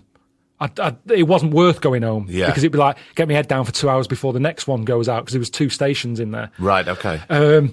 So I was doing that anyway. One day I turned up and the tapes weren't there for this show, but show's got to go on, hasn't it? Yeah. You know what I mean? Is that the saying? Well, the show must go on. The show must go on, yeah. Who said that? To know somebody in the theatre. I'm not that knowledgeable. All right. Freddie Mercury as well, didn't he? He sang about it. He did must sing go about on. And that's in my head. It's like, it's got to go on. So I'm looking for the tapes. It's not there. Right, well, I know what I'm doing. I know how to use the equipment. Put CD on, news on, my art's going. I'm doing a show here. And was nobody else there? No, at the weekend, there's no one about. It's like presenters and pre-recorded shows. It's like what can you do? Yeah. I don't know the boss's number. What are you meant to do in that situation? So you use your initiative. You're going to do your own show. Show's got to go on it. Show must go on. Sit there, put the CDs in. I'm doing it. I'm just doing it, and it feels really natural because I've been using the equipment for ages doing the pre-recorded shows. All this. There's a special phone line in the studio that used to flash. The only thing I heard about it was if there was going to be a bombing, that's the number the IRA would call you on. Right. So it's flashing. I'm going, oh, God, is that them? I prefer not to answer it.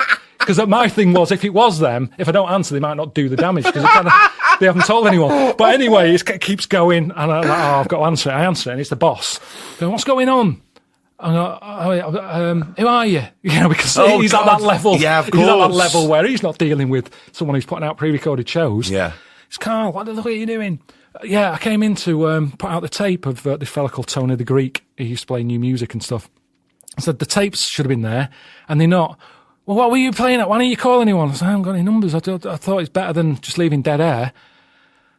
All right, then, carry on. You know, well, that's great. Right. So I did it, and I remember there was a complaint. Someone came in at one point because I said something about putting paraffin on a barbecue. I can't remember what I said, but the newsreader fella came in and shouted at me, and I think he was a bit annoyed because he was someone who wanted to be on, but didn't get the break. I think that's why he was sort of making me scared that someone's going to complain about all this. So, but anyway, I did it, and because I'd done it once, it was almost like I became this thing that if people were sick or whatever on the late night show, well, he's done it once, you might as well let him do it again. Yeah. So that's kind of how I got on the air, and that kind of lasted. I got my own show 2 till 6 through the night for about a year and a half, I think. And then Did it the feel boss very got rid of natural me. to talk for the first time? Yeah, it did. I enjoyed sort of. I mean, I can't think back to that very moment. I got through it, and I thought, oh, that was good. That was easy. And remember, I've jumped things here. I did mobile DJing as well. Did you? Yeah, to make money again. Because that's when I was into radio and I was into music. And it's like, how can I use this? And I bought like decks, it was all in one big case, like a couple of decks and a mixer. Yeah. So I did that. So I'd been in front of crowds again there, but not too close. It was like, it's funny because it's like, that's like having a night out without having a night out. So I was having a night out without having to be with people. Yeah. I had my own little space playing songs I like. And you're in complete I'm control, in control of what's going on. So it's always been control's another thing, isn't it? Yeah. That crops up a lot with me. So it's like, it worked for me, and making money, decent money again, young age, doing social clubs, weddings, stuff in churches, fundraising stuff. Again, anything to earn the money. Yeah. But at least you're cash in hand. But you're doing stuff that Doing you're happy with. Yeah, enjoying it and making money. I mean, how good's that? That's the like dream, the isn't dream. So where was I? So I did the radio. And, Got your own show, 2 got till my own 6. show, 2 till 6. That went all right for a bit. I was knackered as well because I can't be bothered explaining that. Anyway, 2 till 6, and then I got sacked for talking too much, and they were right. They were right. It was a station that was meant to be a most music station. Right. You know, they want you to talk 4 times an hour.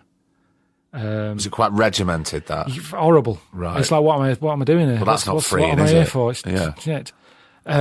So I didn't listen to it, and I kind of thought, well, I'm on through the night. They're not going to know what I'm doing. And there was one time when the station was in the centre of town, and the boss came in one night. He was a bit into parties and that. So he used to have parties in town, and then he'd come back and just kip on a sofa in the smoking room.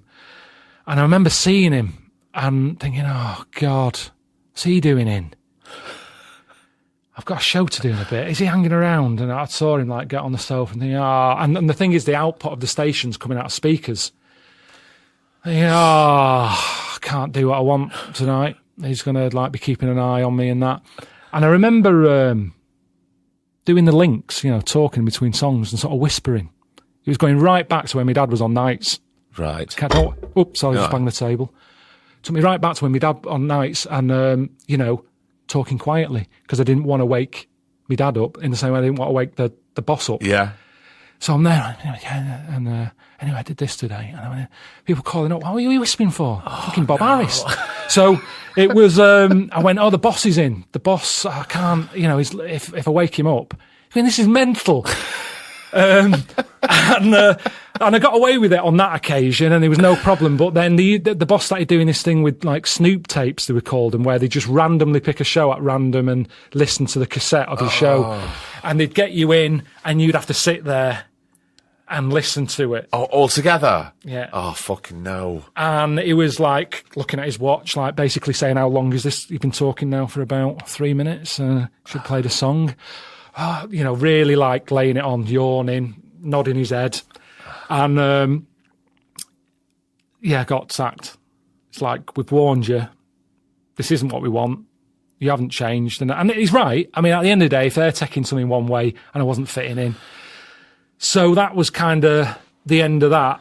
But I got on with presenters there, and they put a word in and said, I know Karl's not right for on air, but he could produce. He came up with ideas and, answer phones, make promos and stuff for the different shows. So people who I got on with there kind of got me a job back in. Yeah. And Did I you did more feel the at the technical. time that you weren't right for being on air?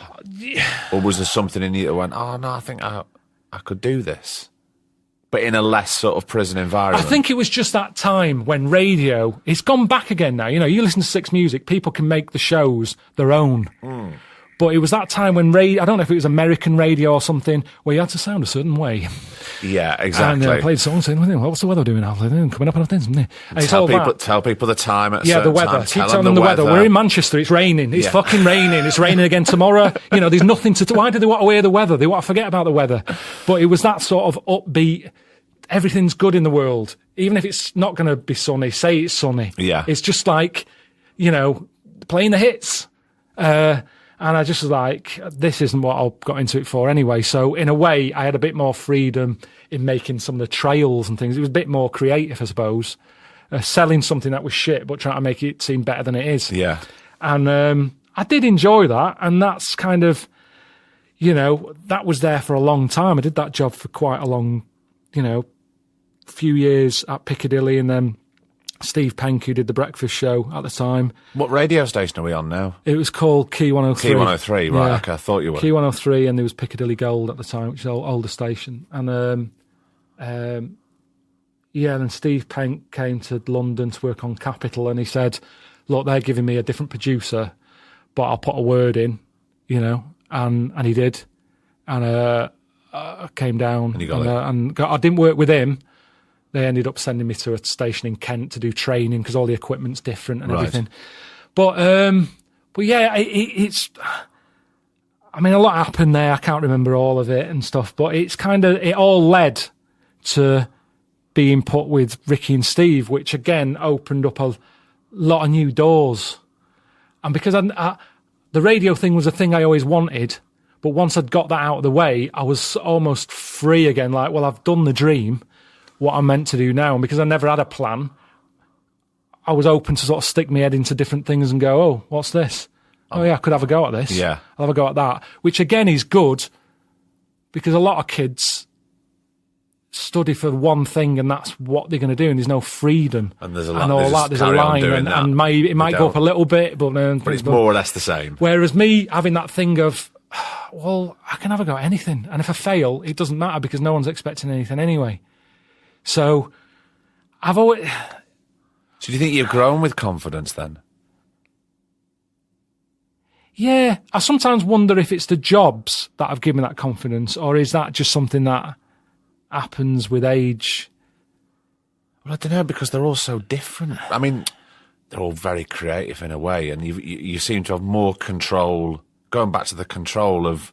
Yeah, the control's always important. I mean, I've been important. offered other jobs in this sort of, TV world and radio, and I've not done them because it seems a bit like, well, it's not really mine. I'll be playing a part in that, and then I'm not. The freedom's not there. Or somebody else will want you to be do a something certain that, way. Yeah. Again, somebody's perception of, well, Carl does this, so we'll get him in to do this, and we'll have control over him, and we'll tell him what to do. I tried voiceovers for a bit, and I couldn't do it because I sound like this, and then they get you in and go, can you sound happier? It's like, why have you got me in? So I gave up. I can't do different. Do you know what I mean? I can't. It is do what that it different. is. It is what it is. So all that, whenever other people get involved that you don't really know, it's going back to the mates thing again, isn't it? It's that thing of me going, hang on, I don't know them. They're trouble. Oh, God, they're asking me to do something. And you don't want to be known as someone who's awkward in that, do you? No, but it's about trust as well, because you want to try and do the best thing you can do. But you don't want to piss them off, so it's easy just to cut that and just go, that isn't for me, I can't do it. Yeah. So I don't want to piss them off, don't want to piss me off, won't do it. So I do restrict myself as to things that I could have done, but I tend to find something along the way that does work, that is for me. I might overthink it for a bit. I don't just go, yeah, I'll do that. I'll go home, I'll think about it, mention it to Suzanne. Could I do this? Well, you could have a go. Everything. I always run it by Suzanne, whatever it is, I think. What do you think? You know me more than me. Yeah. Because she does, really. But doesn't that help when you've got a soundboard? Brilliant. Not to be disrespectful to Suzanne, but it's great to bounce ideas off somebody. Go, what do you think? Because you're right. You know me better than I know me. Definitely. Which I don't know if that's the right way round or if that's a healthy way, but she does. I'm always somewhere else in my head. I'm not always. And she's always been right. She's always sort of, even the travel stuff that before I started that, I was worried about it. It was never a plan. I didn't want to go travelling. Oh, I'd never thought I'd leave Manchester. So this travelling around the world, you know, I remember at school when they're teaching you French, and what's the point of this? I'm never going to need that. That's never going to come in handy. Yeah. And yet, you know, down the line, travelling about. But I remember just going, do it. You're going to go to places that you are never going to go to. Yeah. Without a doubt, you'll never want to go to India or China. So go. You're getting paid for it, and you go and see it, and you're never going to go back. You don't have to go back. And if you'll see it. And if you don't like the place, what's Doesn't the matter. worst that's going to happen? Yeah. And I remember just going, yeah, maybe. And then did it. And I thought it'd be a one-off series. Nobody would watch it. Die on its arse. But I've been paid as an experience. You know, that was my attitude going into it. It's just like, it's not going anywhere. But yeah, I'll have a go. And it's funny how that sort of, you know, led to the next probably 5 or 6 years of stuff. But that was never a plan. That was never a plan. Well, sometimes it's all right not to have a plan, isn't it? This things like having a plan comes up loads when I'm talking to people. Going, no, I didn't have a plan, and I just sort of rolled with it. But if I hadn't have done that I wasn't too sure about doing, then it wouldn't have sort of leapfrogged onto that and so forth. Yeah, so, and sometimes. Then the domino effect comes. Yeah. And, oh well, everything it all does. Not that I'm a massive fan of the phrase "it all happens for a reason," but you can't regret doing that, because then it wouldn't have led on to the other. No, it's good because a lot of people stick on the path, don't they? Yeah. They go, that's what I want to do, and I've got to do this to get there. They're doing it the sat-nav way. Type it in where I'm going, I'm doing it right, I know where I'm going. Whereas if you're a bit lost, well, I'm going to do a left here. Why? I don't know, because I don't know where I am. And so I'm going to do it. There's a left. I'm allowed. You're allowed a left. I'm going to do a left, and you go down, and you go, oh, what's down here? Yeah. And then you go down there, and you go, fuck, where am I going here? Well, you best do a right. It's a dead end. Do a right, and you do the right, and it's the right that takes you to something that you wouldn't have done if you'd have gone the other path. So you've got to sometimes, you know, when people sort of say, oh, I'm a bit lost, it's like, well, that isn't a bad thing. That means you're open. And also, sometimes when you're lost, you can get a bit of clarity in the situation and your situation. Yeah, but it's weird, isn't it? Because people aren't allowed to get there, because words like being lost is seen as a negative, isn't it? Yeah. When sometimes it's the best. Being lost is like the restart. Yeah. So, you know, nice way to end it. Karl. That's quite profound. It's a beautiful way to end it. Cheers, mate. Alright. This is Yak. Hope you're enjoying this compilation. This is David Bowie's Starman. Halfway point of the compilation. Enjoy the second half. Cheers.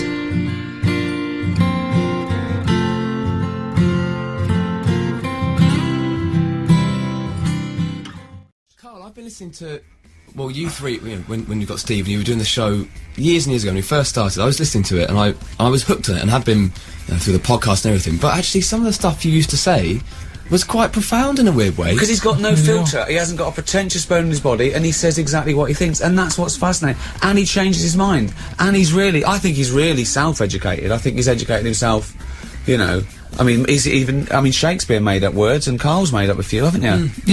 Yeah, I mean, he did. That's all he did, isn't it? You made up, foodage. Foodage. Grippage. Mainly putting A-G-E on the end of stuff. But yeah. Making up words is easy. It's remembering other people's words, isn't it? That's hard. Yeah. What advice would you give to kids at school now? What would you say? I don't know anymore. I mean, like I say, I feel a bit out of my depth there today in Radio 1. It's, you know, he said he was glad he was bald today because he saw a few haircuts that looked weird. Honestly, it's like being in Total Recall. Do you know, like how that was the future?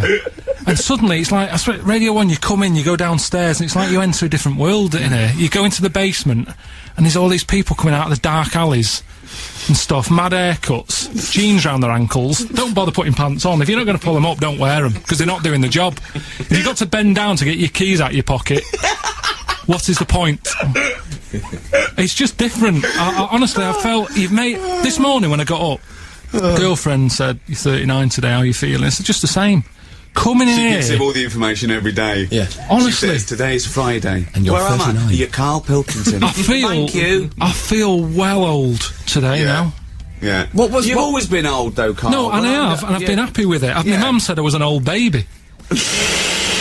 She did, because I Sounds wasn't... like one of your scientific theories. No, she said, I never sort of laughed or anything as a baby. I had a frown on my face, and I looked old. I looked like a testicle. I don't know if that's allowed, but that is scientific. It's a medical term. Right, so just a wrinkly... Chill out. I hate this thing about, complain. What if they do complain? Listen, there's they're not allowed, worse things though. happening out of the window. But the thing is, I just worried a lot. So I've got a wrinkly head. I mean, look, if I sort of do that, I'm not that worried at the moment. But look at the wrinkle on it, and that's I've always looked old. You look like an old testicle. So that's all right as well. It's fine. What was the 25-year-old Carl like then?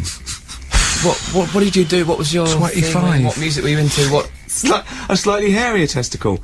Hang on a minute. Let me If you just can think. say a word, use it. Hang on a minute. Let's. He nearly laughed then. 25. Have we got that on webcam? 25 years old. I can't remember. No. Is that what you are now? 25.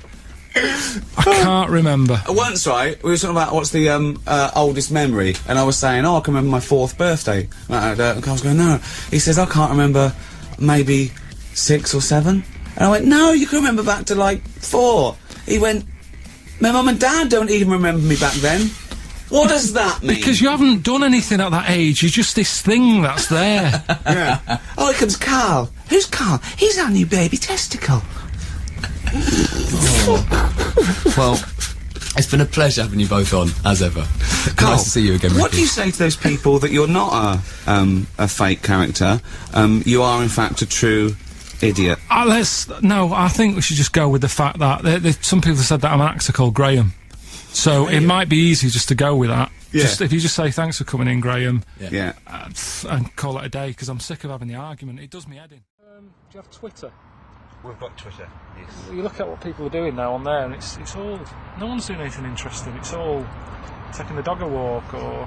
Are you on Twitter? Do you Twitter at all? Oh, you see, it's weird because I thought, my life isn't interesting enough. The other day, the highlight was sort of nipping out for an onion. I was doing some painting, and flat stunk of paint. And I thought I've got to get an onion. And I thought if I was on Twitter, that would be it. That would be the main post of the day. But Going out to get an onion. I don't like people knowing what I'm doing. I don't understand why people are sort of happy with that. I mean, maybe if I had something really good that was going on that I don't have to tell you. I sort of think, well, just they'll find out if it's any good. Because a lot of people say, oh, I'm doing this, that and the other, and then nothing ever comes of it. And That's the whole thing with the internet. It's gotten more and more invasive. It has. I suppose, and everyone seems to be happy to give up their photos and details and it's interesting. But is anyone looking? It just seems like everyone's doing that. Everyone's telling everyone what they're doing, but no one's reading it. It's like just everyone going, I'm doing this and doing that, I'm taking the dog out, nipping out for a bag of spuds. It's just all really... When you think the internet's amazing, and now we're using it just like junk mail. Do you know what I mean? It's stuff that normally, if it was posted through your door, it'd be picked up in the bin, and yet this is all we seem to be doing now. It's chat. Well, it's worked obviously it's worked for you guys in the podcast in an extraordinary way. Yeah. Does that still surprise you, or have you figured that out? Try not to work it out.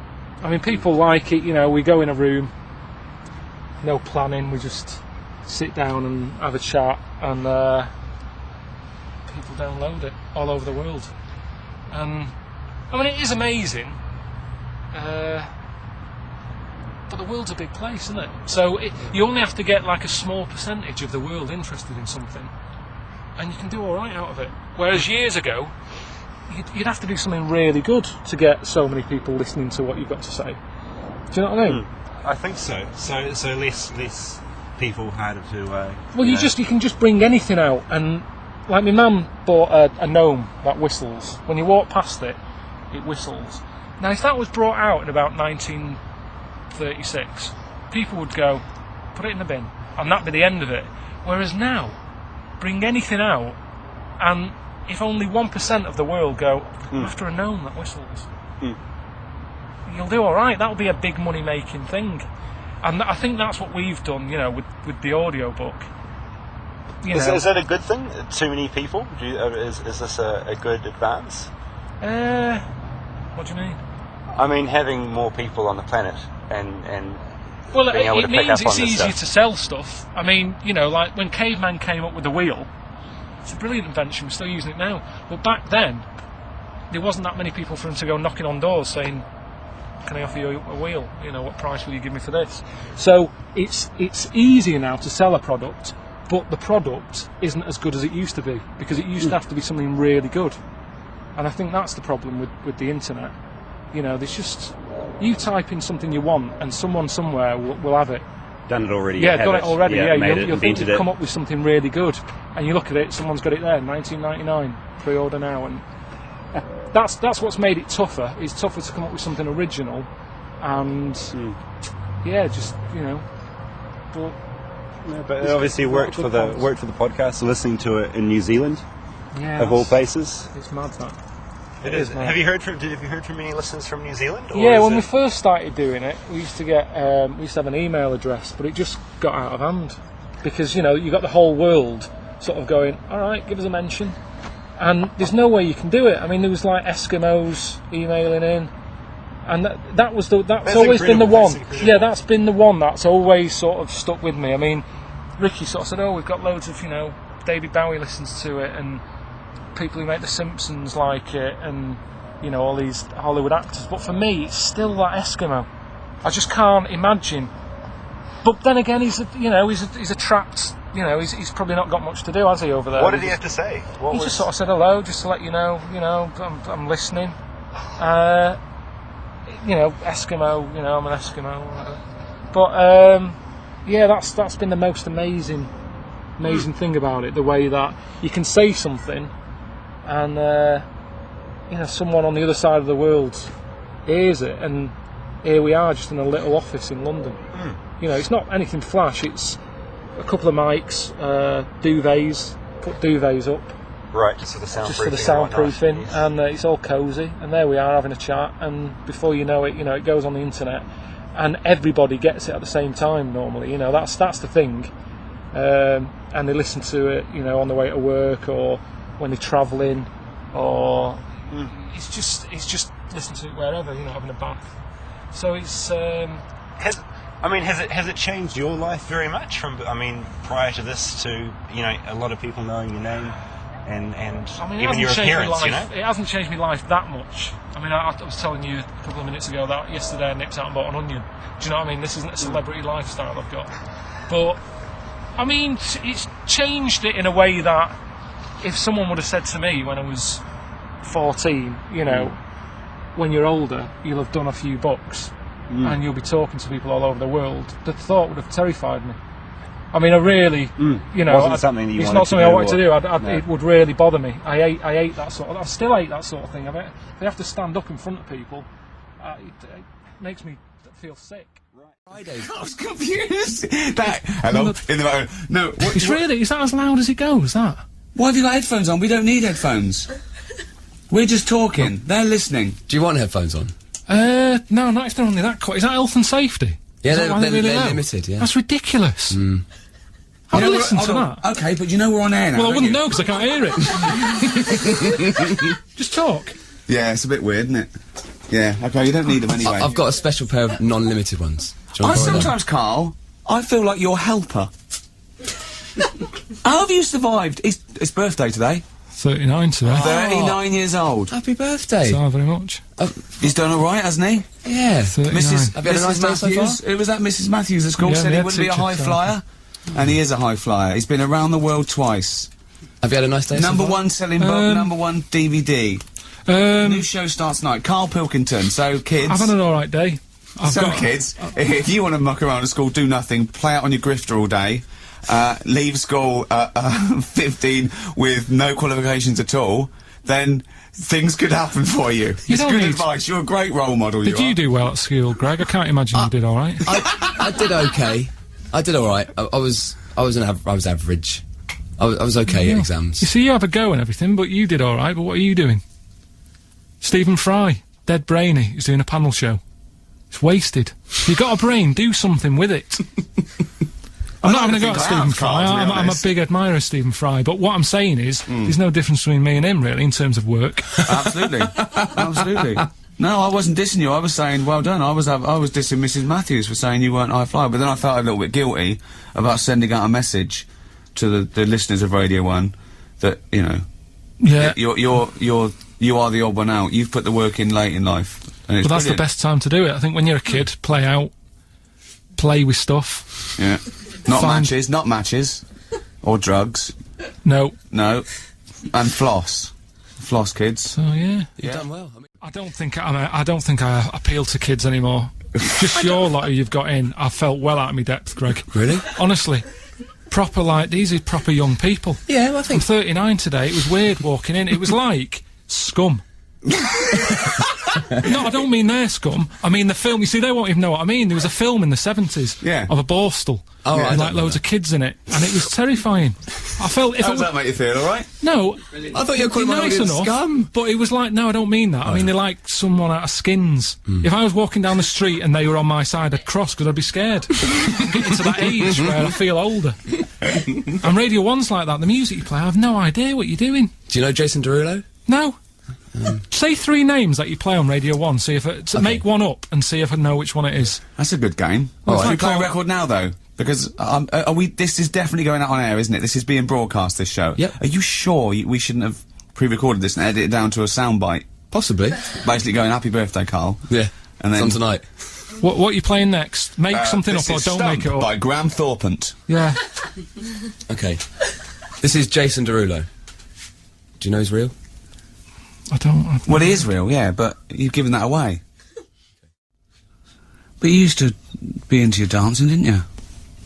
I like a dance. I've seen him dance. He was round my flat once, and we were all drunk, and he was moonwalking, weren't you? In his I can socks do a and... bit of that. Yeah. I did sort of dancing. I joined a dancing sort of place when I was younger. No, you didn't. Really? No, you didn't. You didn't. You went along, and it was shut.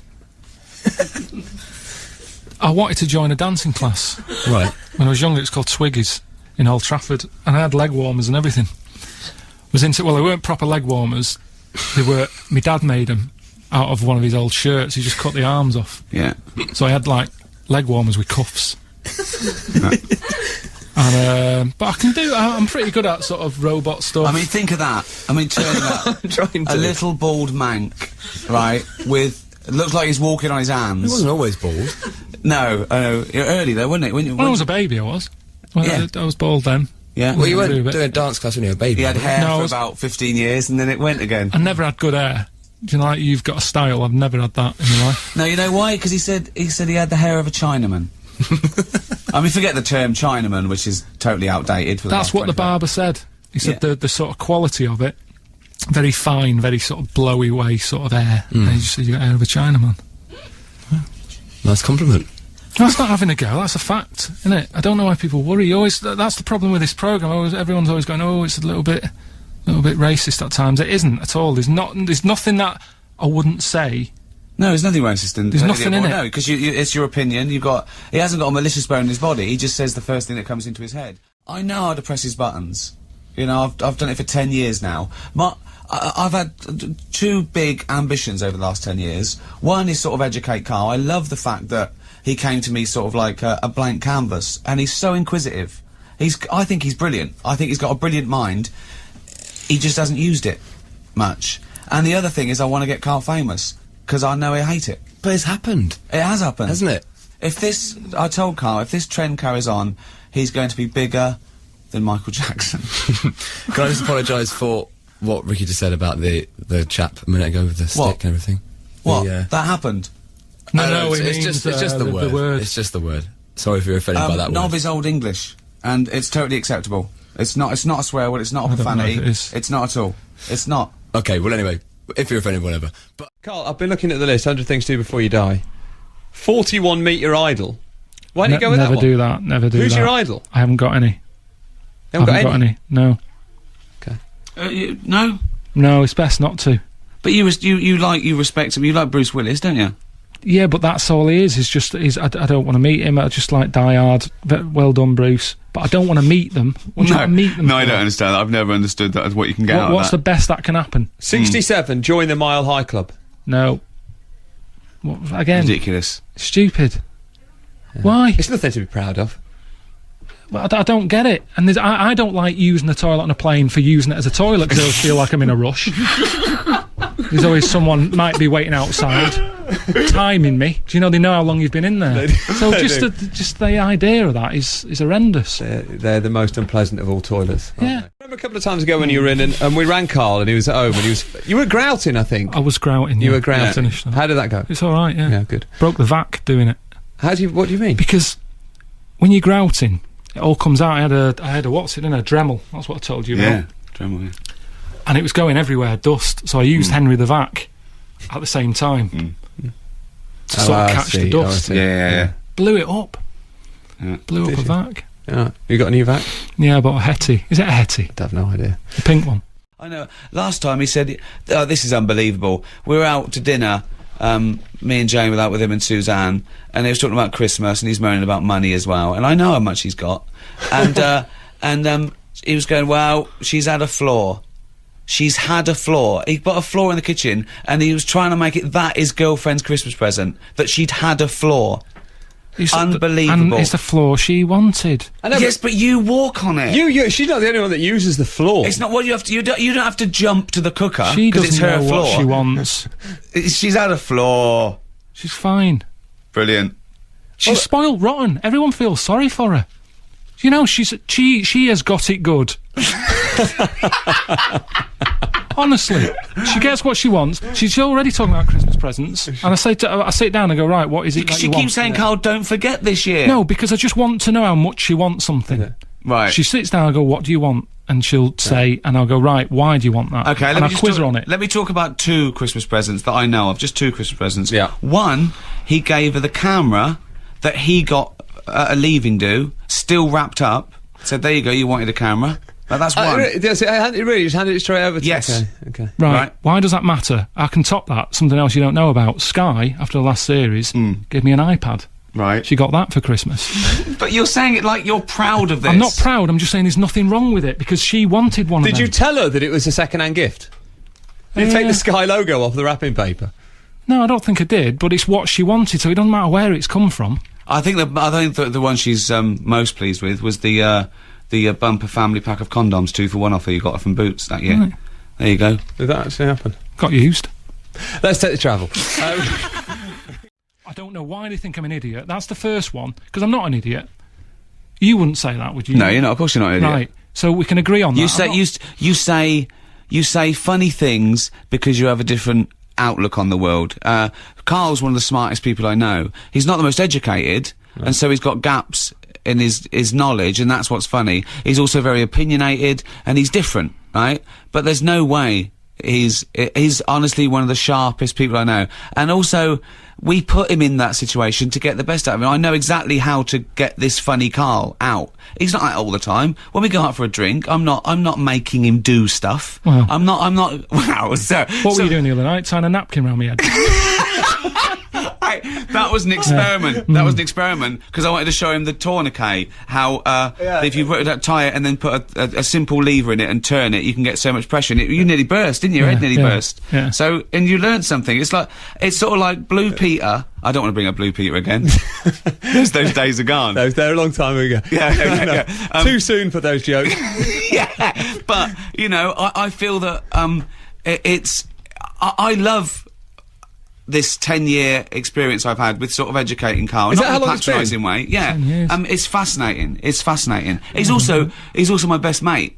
I can't get enough of him. We are mates. We do this, and he knows why I do this, and but it doesn't mean he doesn't still get angry and annoyed when he's stitched up somewhere on a shelf on a Trans-Siberian Railway and thought he was in first class, and I changed the ticket to third at the last minute. You know, so there's still fun things, but you do it like mates do it. You do it like mates do it. I think some of the things you say are really wise sometimes, but then you do agree. I agree. But at the same time, some of the stories you tell do seem fanciful. So he's having a go now. No, I'm not having a go. I'm not saying they're not true. It's just that they seem implausible. But I don't think you're a liar. I don't think you even have the capacity to lie. But there's that story. This might be from your old XFM podcast where did a mate of yours or a neighbour keep a horse in the house? Look. What? Yeah. But hang on. I've just got back from Africa where someone's got a hippo in the house. Do you don't believe me? What do you want? What can I do? It's not my house. It wasn't my horse. I'm just telling you. Where was this? In Manchester? Yeah, on the estate. Someone that kept a horse in the house. Horse in the house, but you know they didn't have much. They didn't have that much money. They couldn't afford a stable, so it's in the house. Did they have kids on estates get spoilt sometimes more than people with money. So they'd spoilt the kid and got it a horse, but nowhere to keep it. Exactly. So it was in the house. No carpet in the house. Massive telly. They always have big tellies, don't they, in these houses when they got them out. The horse like Coronation Street. It was just that wandering around. I went round because I was flogging dead horse plants in pots, right, raising money for me. And there was a horse in the lounge. Was it sitting on the couch? It was just wandering around. Did it go, hello, can I help you? But that isn't that unbelievable, Richard. I mean, no, it's weird. It is strange. It is weird. Yeah, but then there's this weird thing, you know, that there are weird things on estates, you know, and also people have heard the podcast, which is, you know, like 40 hours of Karl talking about his childhood, but he's got, you know, 35 years to tell. I mean, if it happened every day, those weird things, but, you know, they're sort of condensed, and we've sent him to places where there are these strange customs to us, and there's no better man to do it. Could I just... I think we wanted an Attenborough moment. We wanted him to say something profound, and Karl came up with, they've got little ears. It's good, isn't it? No, have you ever had to do any presenting like that when you've got to sell an important moment? You did Obama coming to in charge, didn't you? Yeah, I did, yeah. Just imagine if you'd have been the first bloke out on the moon. They've written you a little thing. But he had loads of time, didn't he? Armstrong, What would he you was have sat in a said? rocket What would for you have said? hours. Okay, you've just done it. You've just stepped out on the moon. What's the first thing? No, but what I'm saying to you is, he was sat in that rocket doing nothing for ages. Right. He was doing a crossword or something, I read. They Really? came up with a pen that works in space or something, didn't they? Yeah, I think he was doing all that. A pencil. Well, No, exactly, Russia yeah. did that. Russia yeah, did the pencil. That's right. America spent like $100,000 on getting a pen that works space, and Russia took a pencil. Whereas when I was sort of trekking for the gorillas, I walked for about 8 hours, and the guide kept saying, 10 minutes, 10 minutes, all right, 15 minutes. Well, hang on a minute, how long are we walking here? And he went on for 8 hours, and then I get there... That's because you were going too slow, so the gorilla was getting away. If you'd have gone faster, you'd have got caught up with him. So I get there, and the bloke with the camera's going, right, quick, say something. Look at the camera, say something. This is the moment, you know, it's going to keep moving. So even though I was there, I couldn't enjoy the moment. They're all looking at the gorilla behind me. I've got to come up with something, looking at a camera, about this special moment. And it wasn't a special moment. My feet were wet. I ate wet socks. But where is Neil Armstrong had ages in the rocket? I didn't. You had 8 hours. No, Yeah. because it's tricky, Richard. It And was up and down. after you'd pointed out they got little ears, what was your profound statement? Do you remember? I think I said I say it best when I say nothing at all. So just film that. He quoted Ronan Keating. He quoted Ronan Keating because after meeting a silverback mountain gorilla. Right, what would you have said then? Come on. What would you have said? That hasn't been said already. I'd have said, Attenborough did it I'd have years said ago. life is a roller coaster. Never again. He loves watching himself as a cartoon. Why? Because it's not him. It's not like him. It's like they've added to it, and it's things we said. You can watch it like it's not. I watch it like it's not us three. Well, I forgot a lot of things we talked about. Yeah, exactly. Yeah, and they've got better and better. The third series is better than the first two, and it got better and better. But I really love those. I think it's a lovely little gem, isn't it? Carl, how do you feel? How do you feel about getting recognised? The fame aspect of it. Do you like that? No, not really. Why not? Because I'm not that sort of person, really. I just like keeping myself to myself. Does it happen a lot now? Yeah, not. I mean, I don't go out. I don't put myself in situations where there's loads and loads of people. I wouldn't go to, say, a Glastonbury or something like that. And Karl's very aware of this. There are some, and there are a small percentage that are out to twist your words and make you look like you've changed. They build you up when you want to bet. And I think Karl's very aware of that, and he hasn't. He hasn't changed a bit. In fact, he's got slightly more Karl. The more I've known him, I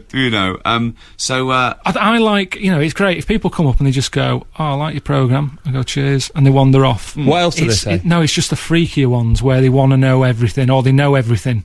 It's like where they know the podcast even better than you do. Yeah, I don't like that. But it's the ones that think they know everything and don't. I mean, the problem is that everyone's I've got a blog. Everyone's a journalist these days. Everyone's a critic. So there's these conspiracy theories. I mean, people say things that they really think they know. I've heard that. I know for a fact that. They do. Carl's an actor called Graham.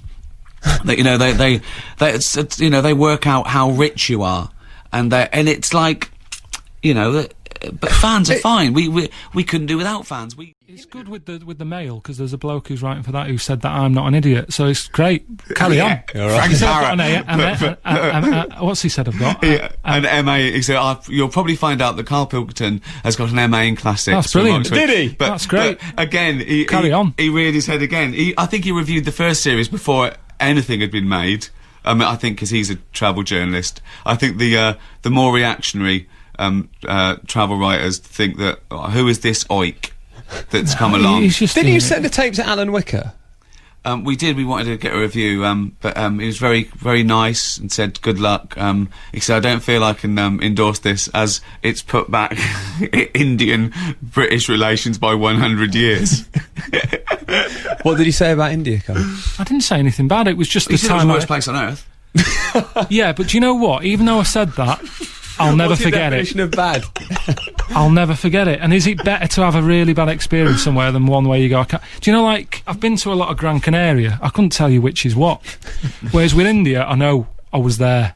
There's still bits of me there. It's a tough place. If you can handle that, it's a proper test of your character. And I've got good memories of it, in a way. It's an amazing... What do you think of the people that live there? So you must think great. that Yeah, people were great. Nothing wrong with them. Carl never has a go at the people or their plight or he says what he thinks about a situation. I mean, I think him in the Middle East was incredible. I mean, he said some amazing stuff that they don't show that side of it. They don't show... Carl was depressed about the wall, and it really moved him. I had a conversation with Carl. I was on the phone for about half an hour, and he was in Africa. He just visited the slums, and he'd done this thing, and he'd helped build a hut. Friday night comedy. Yeah, and honestly, I don't think it'd be in the programme. It's a bit too heavy, but Carl was genuinely moved and depressed. He felt guilty that he was on telly helping someone because he didn't want to look like one of those actors who go out and do comic relief to go, look at me, look at me. I was going, no, we don't need to show it, we don't need to show it. So he's very, very, very thoughtful about these things. It's not like he's not thick-skinned. He's not an emotionless person. He's the same as anyone. He feels the same as everyone. But he sometimes thinks before he thinks. and I've got to go to the Japanese embassy to talk about how it's a good place to go. They found out he was going. They want him to talk. So what are you going to say? I mean, this is to do with the fact that they're worried that people aren't going there because they think of nuclear fallout. And I was worried about that. I said to you, I don't want to go, and you said it's fine. Yeah. But I don't know if it is. Was it Japan where you were complaining about them not having toilet doors? No, that was that's China. You said they invented the iPod. Yeah, he confused Japan and China. Of course he did, yeah. But now he knows the difference. No, He's been to the both. argument was they built a massive, great big wall, but they can't put doors on toilets. It didn't add up to me, that.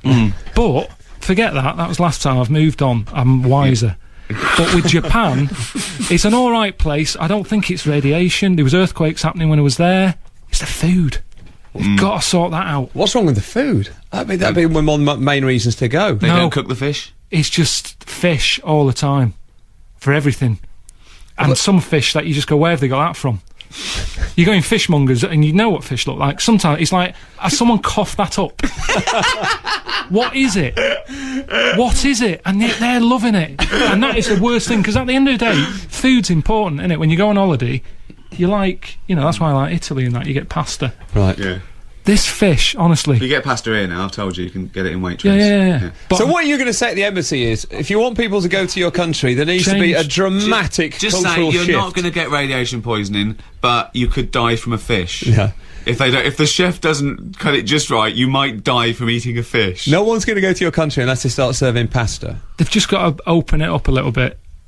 Everywhere noodles, you went. they've got noodles. I know, but they didn't seem to... It's noodles with fish in. You can't escape it. It was just a fish all the time. It's like living in an aquarium.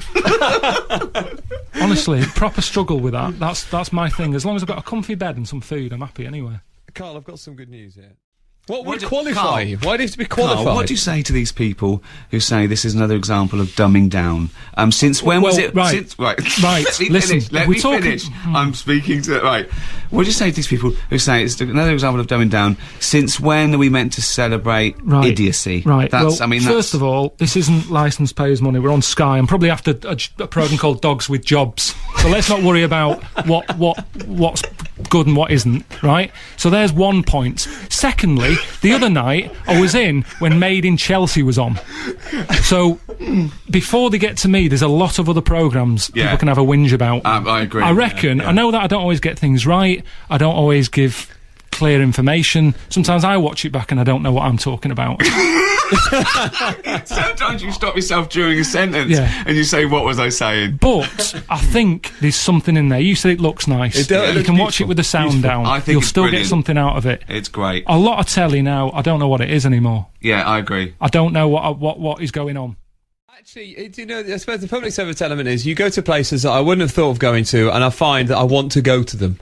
Well, after having seen your programme. That is good. That's a public service and that's thing, all I'm isn't it? saying. I'm not saying no one should come in. I'm just saying my problems with it. Some of the kind of tribes people that you meet, how about for Series 3, inviting some of them back to your house? Thoughts? No, I don't Carl, know. what do you say to those people that say you're bordering on the racist with the things you say about other People cultures? have said that, and I don't know if they can actually pick a point, if they can edit it out and send it to me and say this bit, because I don't know what they're talking about. No, nor do I. It's an easy thing for people to whinge about now. I agree. It's racist. Some people did say that, didn't they? Was that some? But I don't know which bit. I thought there was one bit when he was on a coach and in China, and a lot of them were sort of just gobbing in bags and on the floor, and he found it disgusting. That's bad, isn't it? I would find it disgusting if That's anyone. not racist. Of course it's not. Of course it's not. But it's and that again, it's twisted to say that he's despising a culture. And Richard, this isn't made up. This isn't us getting on a bus saying, right, listen, we're filming now. Can everyone spit in a bag? That sound, that sort of. We need 30 Chinese extras with little bags. Okay. Yeah, honestly, everywhere you go in China, you're just hearing that sort of clearing of throat. Everywhere you go, just. That sort of sound, which is horrible. I'm sorry. Honestly, it's like a mobile ring. You're just constantly hearing that noise. And people say, oh, did you see much of China? No, I didn't really see much of it, because I'm walking round with my head down, making sure I'm not standing in the stuff. It's everywhere.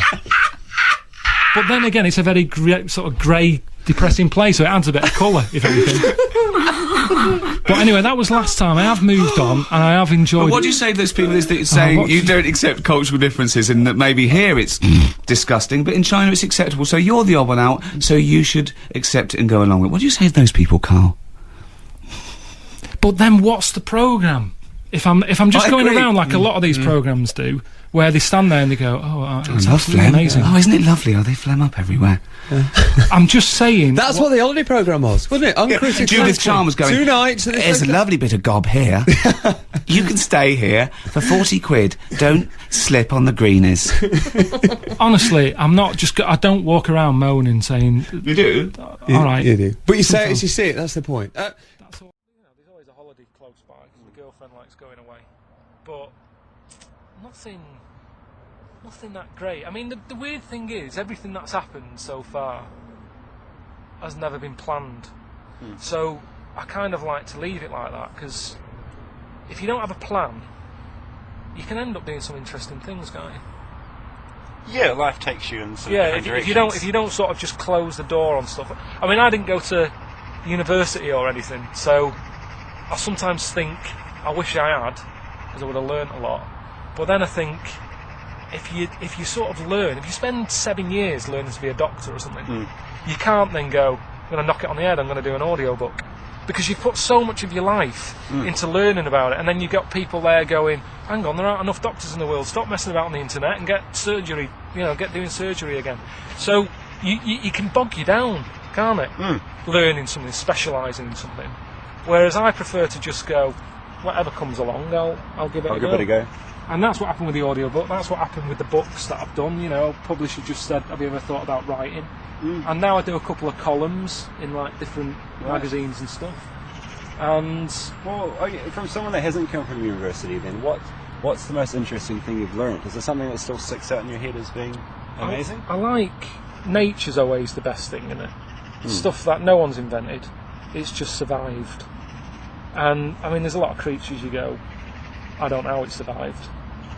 And now we sort of interfere, so that creatures that probably wouldn't have survived years ago, now we don't let anything die, do we? It's kind of like, we're running out of, polar bears are dying, save them.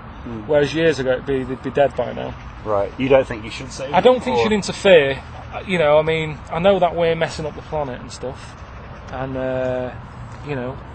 that's a bit bad that polar bears are struggling because of us. But then you've got to get stronger, haven't you? We change, we adapt, and some things do adapt. I mean, I've seen squirrels in this park eating Mars bars. That should never have happened, but that's what they've done. They've changed. They've got fatter, and they're a bit more aggressive now as well. They used to be, they'd be happy with an acorn. Now they sort of put the nose up at an acorn. It's like, where's the Mars bar?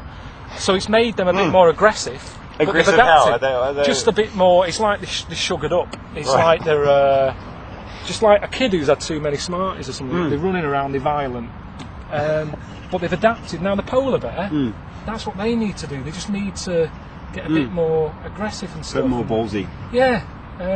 Didn't you have one in New Zealand or something, or was that Australia? Floating about?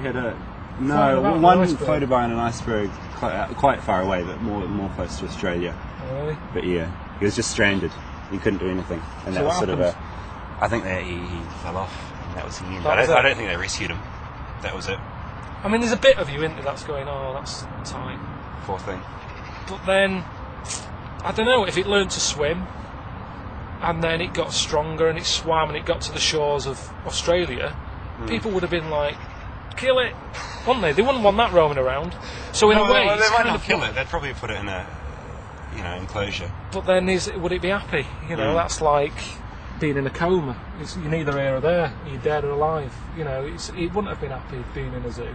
No. So it's kind of nature. That was the question, wasn't it? What sort of things do I like? Nature is the big one. Yeah, I don't know. The amount of stuff I know about it is next to nothing. But I think that's part of the fun. That you can never, a day can't go by where if you look up on the internet something about a creature, you'll go, "You're joking? I didn't know about that." So yeah, nature programs and nature websites and that sort of thing. That's the thing that keeps me ticking along. Yeah, and interested in life. Because a lot of life isn't that interesting now. Is everything's been done for you? So yeah, nature. Okay. Yeah. Any if you hadn't, you said you've never been to university. If you've got a pretty good job now, obviously what you're doing. Well, it's not really. It's not a good job, is it? Well, it's quite good. I mean, it's not interesting. a proper job, yeah. But it's. If you could have a proper job, though, what do you see yourself being a surgeon would be brilliant. I think they're the sort of people. The ultimate. Yeah, it's just that's the closest to Superman, isn't it? Like you're saving lives. You go about your day. You're important. People respect you. I don't know if I'd be good at it. Because your parents wanted you to be. Yeah, my mum wanted me to be a doctor, but I think that's every parent sort of. That's just up there in it as the ultimate sort of job. It is. My folk, I went to med school, but did you? Didn't do very well at all. How far did you get? What did you learn? First year. I can't remember. I learned a few First things. Year, that's just putting a plaster on a cut, isn't it? I mean, it's sort of a lot of theory. You're learning a lot about everything for internal organs, all that kind of carry on. Yeah. Practical stuff. You see, it's amazing, isn't it? The body, all the stuff that's in there.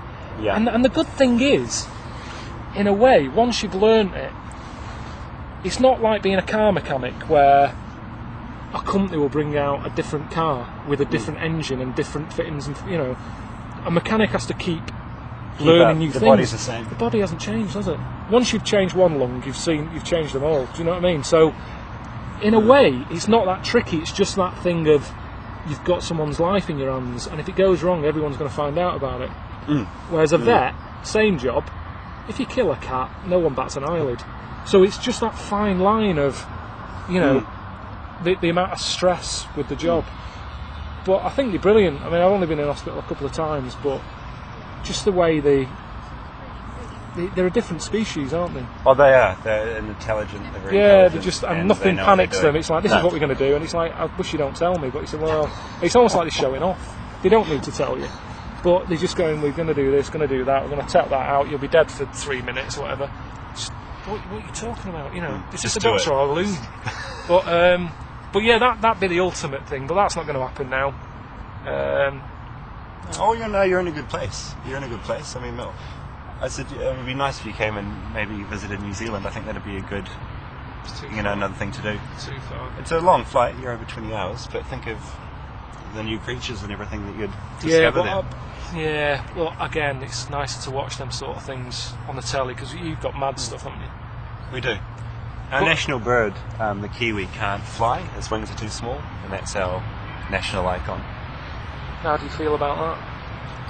I don't think it's the best icon to have because, I mean, you want an eagle or something almost. Not Yeah. this is quite a. Have you seen the kiwi? Have you seen what it looks like? It's a big round. I thought it was a fruit. Right. There is a kiwi fruit as well. So does the fruit do more than the bird? I mean, is It's it more tastier. impressive? You can't eat kiwis.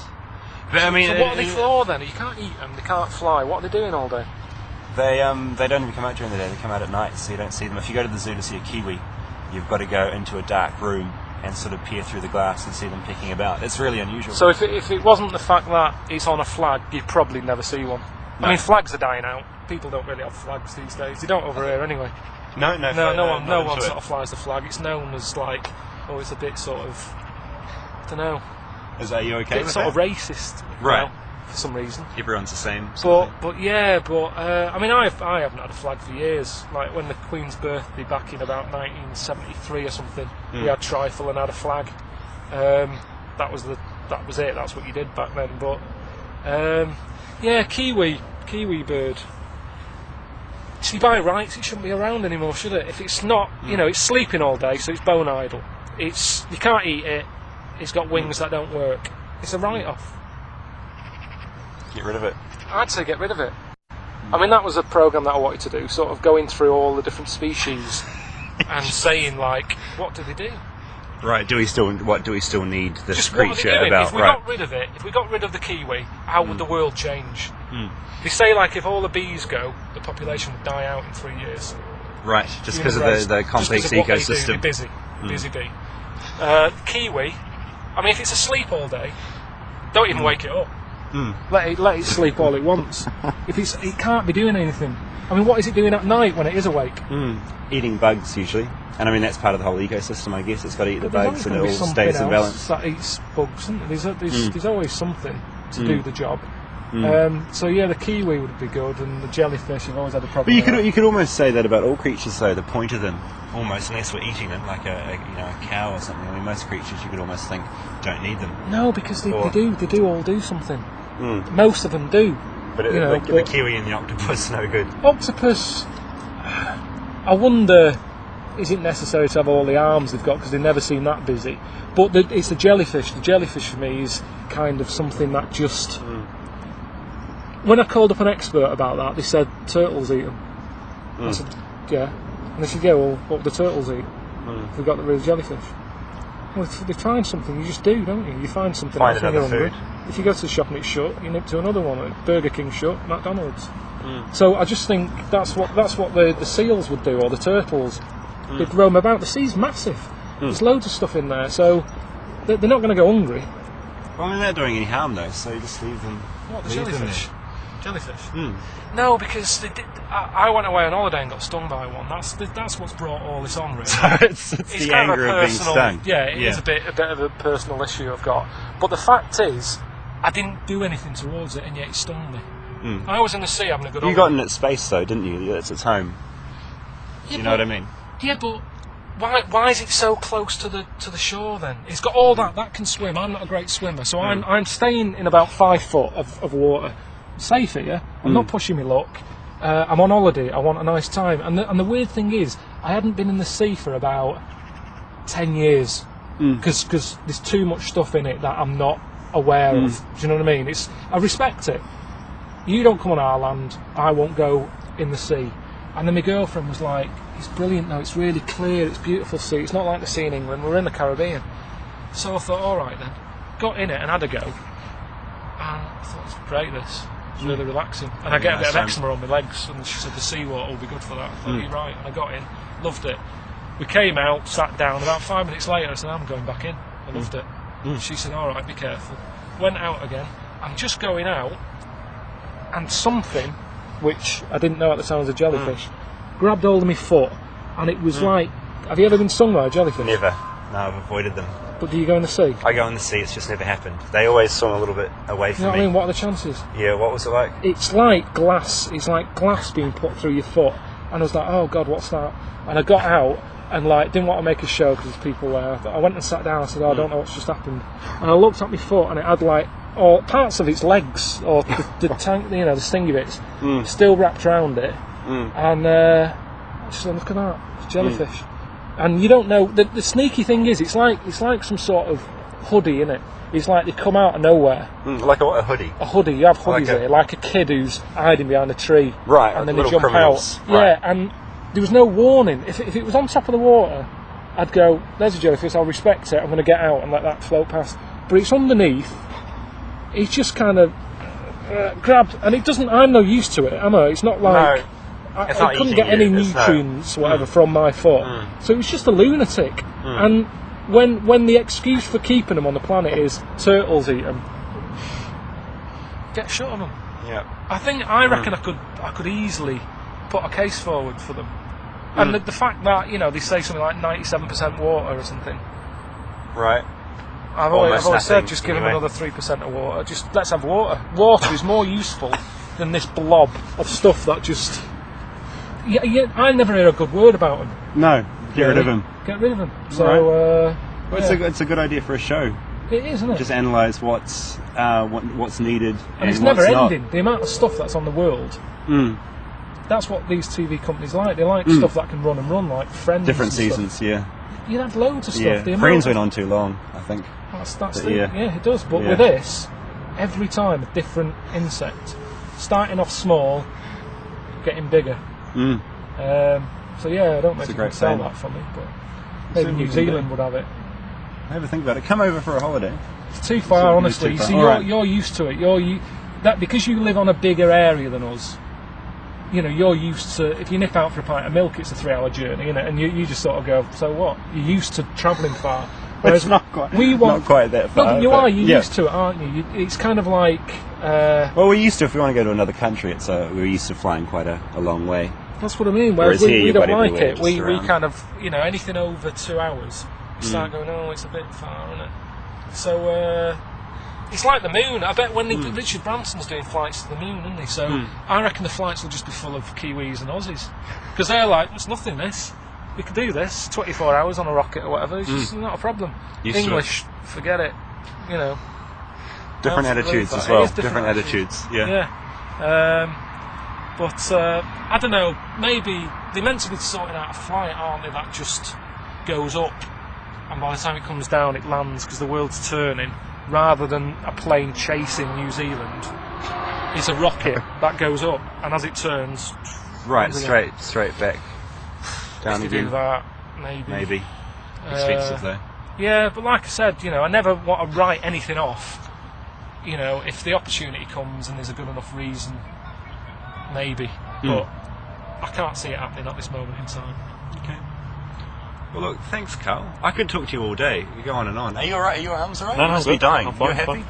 I mean, are there any? I'm just thinking, is there anything else you want to talk about? We're getting your books out. They're floating out. They've gone really well.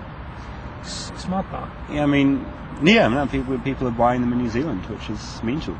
Yeah, people seem. But they're good books. They're interesting. They're good observations. People like them. They're all in camo.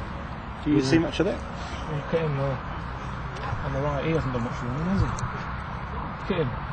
Running from McDonald's. He's walking. That's our army you see in there. Good God. I don't feel safe. Just, they're all in camo pants. Sorry, it's caught my eye. Yeah, no, that's I don't know what they're doing. I don't know if we should be worried or what. No, just uniform, just so they can see each other. There's loads of them.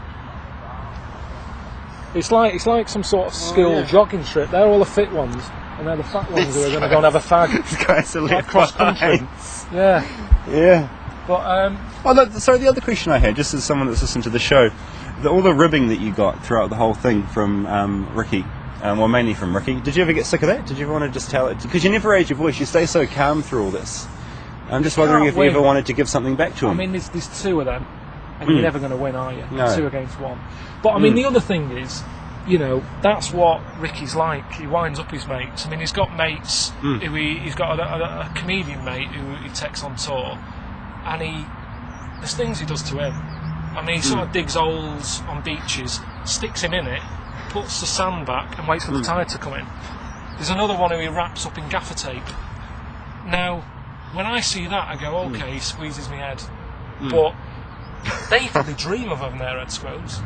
They're being, like, you know, put in holes and taped up. I've got it easy. So it's that thing, isn't it? It's like, don't moan, because it could be a lot worse. It could be worse. And that's a lesson in life, isn't it, really? The grass is always greener type And just be thankful with your lot. And what yeah, you've you got. know, it's not that bad. I mean, he likes to have a wrestle now and again. I sort of, you know, I'm more like a personal trainer than a mate. He'll sort of say, come round to the office. And I think, oh, is it some work? You know, does he want to record something? And then he'll just, let's have a wrestle. And it's not normal. No. But what's normal? You know, once you've done it a few times, you know, you do get used to it. And it's only when, like, I'll get home from the meeting, if you want to call it that, and my girlfriend sort of goes, your head looks a bit red. I go, yeah, I've had a meeting. And she knows, she goes, all right, yeah, Ricky's in the meeting. It's just the norm now. So it's not that bad, and, you know, at the end of the day, it's his head squeezing that as sort of... Just one hand on the head. Just quick grab and, you know, give him a couple of seconds and go, that's enough now. And it's pretty good. As soon as you go, whoa, he does let go. Right. It's like a trained dog. It's like, you know, as long as you can control the vicious dog, it's all right and it's not a problem. And that's what he's like. He just gets a bit excited. But he doesn't stop. He's not just in the office, you know, he can go out for something to eat and he'll just sort of ask now. It's quite polite with it. He'll sort of go, can I put the napkin on your head? On your head, and you sort of go, I'd prefer you didn't, there's people around.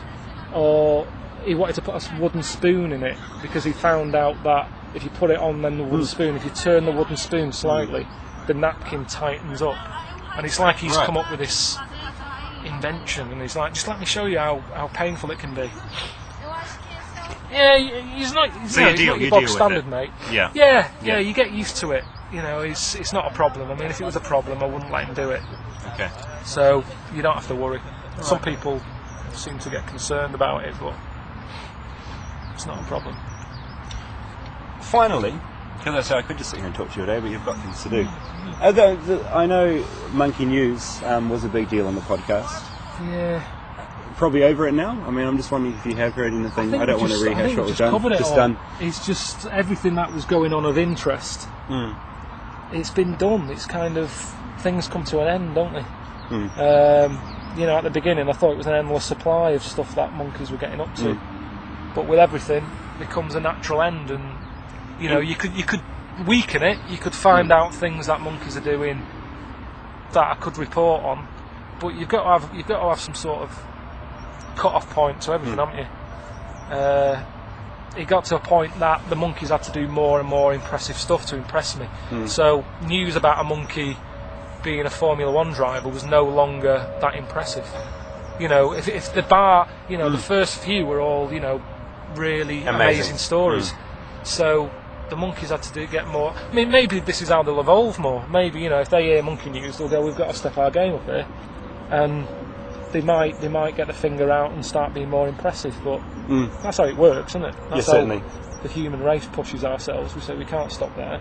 You know, let's build a bigger bridge, or, you know, I don't know what we're working on at the moment, but we're always pushing it. So yeah, that's what happened with Monkey News. Okay. It was just less impressive. Fair enough. Some things have to stop. Yeah, it might come back. I don't know how long this thing's going to go on for, you know. Yeah. That's Monkey News. Don't know if I've got anything else to tell you. Oh, thank you. That's you're wonderful.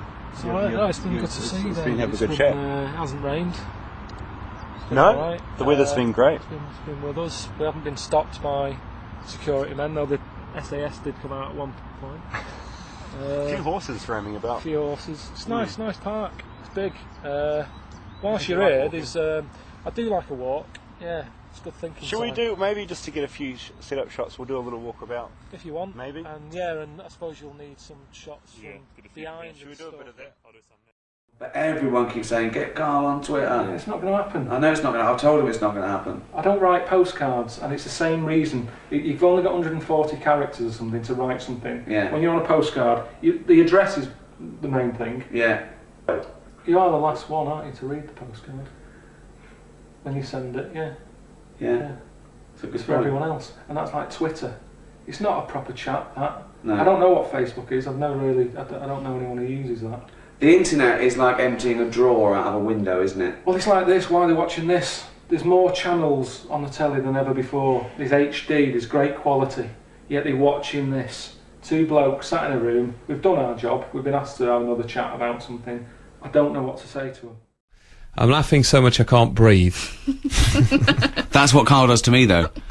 I think people don't get it, that when you're in a room with him, and I get this sort of all day, I feel so privileged. I don't know anyone like him. I just cannot get enough of him. He's the first phone call I make.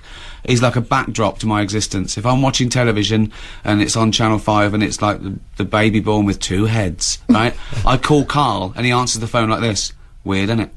So now I know he's watching it. So now I'm watching it and I'm getting double whammy because I call him, what do you think of that? And he texts me. It's just, he's remarkable. He's got a different outlook on everything. Just that thing about the Mile High Club. Yeah. It is straight away to, I don't even like using it as a toilet. Yeah. You know, it's just got a lovely He's got an instant perspective on it. He's got an original and instant, he sees the world differently. Please tell Karl I can't wait for the new series. I love the last one.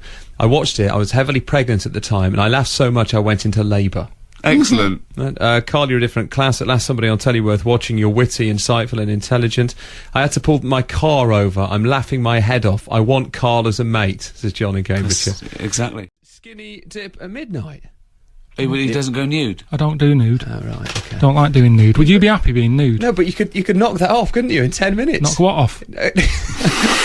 I like the fact that how he says nude. N-O-O-D. No, I'm not happy with that. I know, like, would you go nude on the telly? No. I think there's something wrong with people when they do that. I don't think. I'm not happy doing that around the house.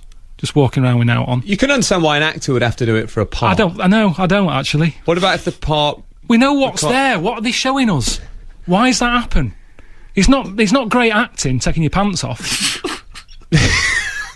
I don't understand why they have to do it. And it just makes it awkward when you're watching it with your mum and dad. No, but sometimes it is necessary because it would ruin the piece. Like what? Tell me a film where you've gone, I'm glad he got his tackle out. Well, no, but when you're showing something, it could be a form of degradation or something. Someone going into prison sometimes have an important scene where they're strip searched and they have to take their clothes off, and that might be integral to the plot. So therefore, you have to see it. But you just do it. You do it. They did.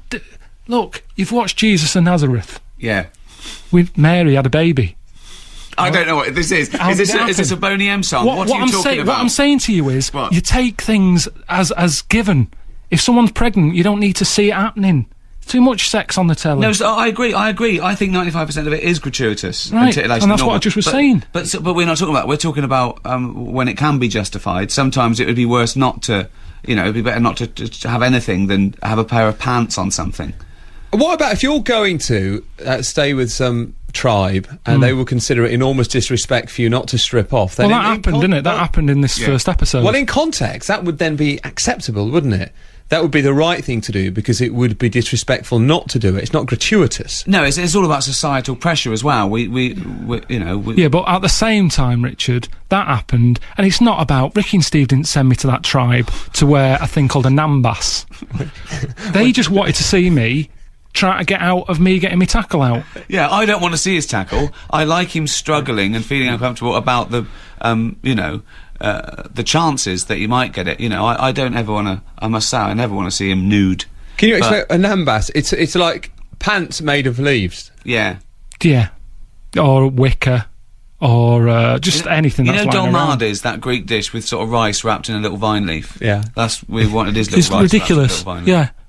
I would have looked ridiculous. If it actually was your last day and you knew it was your last day, What would you do? Well, that's different. What would you do with That's it? very different. I'd probably just. God. Well, I'll be at the doctor's. Yeah. Well, not if there's no point, no. All right, I won't do that. What would you do? Just stay in. Just watch a film. Watch something. I'd hope it. I think I'd hope it was a miserable day. I wouldn't want it to be sunny. I've thought about that. If I was dying, Yeah. I'd want it to be horrible and miserable outside. So I'm not going to miss it. Yeah. I'm not bothered. Really not bothered. Probably eat something that's not that nice. Brilliant. That thing of your Last Supper thing when they do that on the on death row. Is there anything more depressing than that? Is there anything sadder and more depressing of someone choosing their last meal? I mean, let's not get into the humanity of it because it's pretty disgusting anyway. But the fact that they make sure you haven't got flu before they execute you. Well, the fact they use new syringes. I don't get that. Yeah. Use used ones. Yeah. What does it matter? Yeah, good point. Right, coming to Christmas. Some people forget the true meaning of Christmas. I just think it's drinking and giving presents. But obviously it comes from the story of the Nativity. Very briefly, what is the story of Christmas as you remember? It's baby Jesus was born. That's it. Okay, let's can we expand on that a little? Let's start the night before. What happened on Christmas Eve? She was Mary was pregnant. Right. She's wandering about. Probably knowing it was due. Was she knocking about with the three fellas at that point? No. No. Three fellas being... The wise men? No. She wasn't with them? No. Who was she with? I honestly don't know. What was her husband called? Her husband was... I don't know. I wasn't that interested in Ari. Jesus was born. Right, okay. And Mary and Joseph, yeah? Yeah, yeah. They travelled, didn't they? On a donkey. Yeah. What happened? She's pregnant. Yeah, we've done that. And then she's like, I'm going to have this kid in a bit, sort somewhere out. Right. He says, we're going to struggle. She came from Salford. It's Christmas Eve. Right. And they stayed at her. No, it wasn't Christmas Eve, was it? All right, then it's just a normal day. Yeah. And they stayed, Hadn't been they couldn't invented yet, find it. They couldn't find anywhere. Right. So they stayed in a stable. Right. She had the kid on December 25th. That's it. Then what happened? That's it, really. No, it was the three fellas she was knocking about with at the beginning. The wise men. Right. And there was a star involved. They followed a star. You see, you're making me look like a divvy, but it wasn't an important lesson at school. I'm not a Catholic or anything. I'm nothing. I'm sort of... My mum even said, she said, don't tell anyone that you're not anything. She said, because something about witches. When I was a kid, when you're a kid, you're at risk of being taken away by... People think he's a character. People think this is scripted. No. Imagine if I bothered writing this. But it's not important. It's so not important, this story. What did your mum say about witches? No, she just said don't go around telling people you're not christened or anything. Right. I did a Sunday school thing called Crusaders. Right. Joined that, but I just went on like the Friday when they had Sabutio table football, and then they came knocking on the Sunday saying, "Come on, you've got to come with us." Right. And I went, and it was rubbish. There was no Sabutio. There's an old fella reading out a smelly Bible, really old books, and I hated it. I said, "I'm not going on a Sunday again." So I used to just go on the Friday, and that is religion for me. There you go. I didn't need it. I don't need an old story.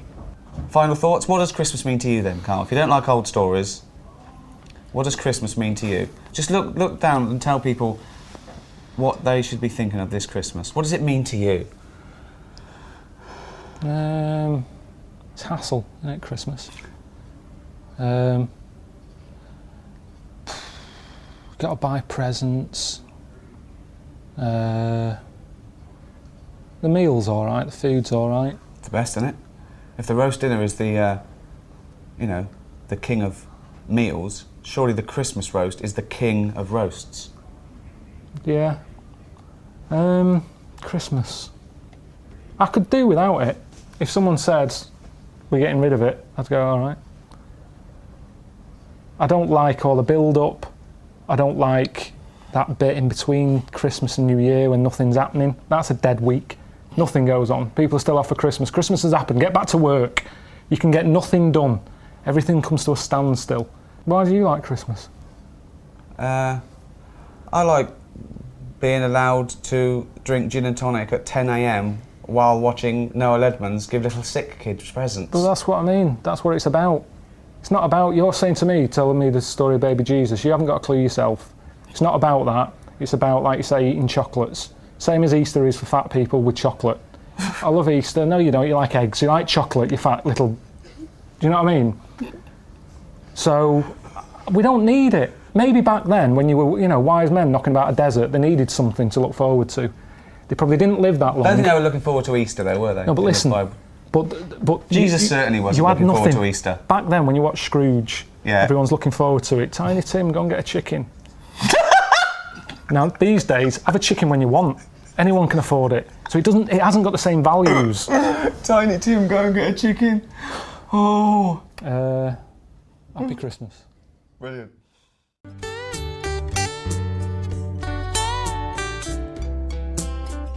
All right, this is Yak speaking. Hope you have a good 2021, sick of 2020, and take care, stay safe.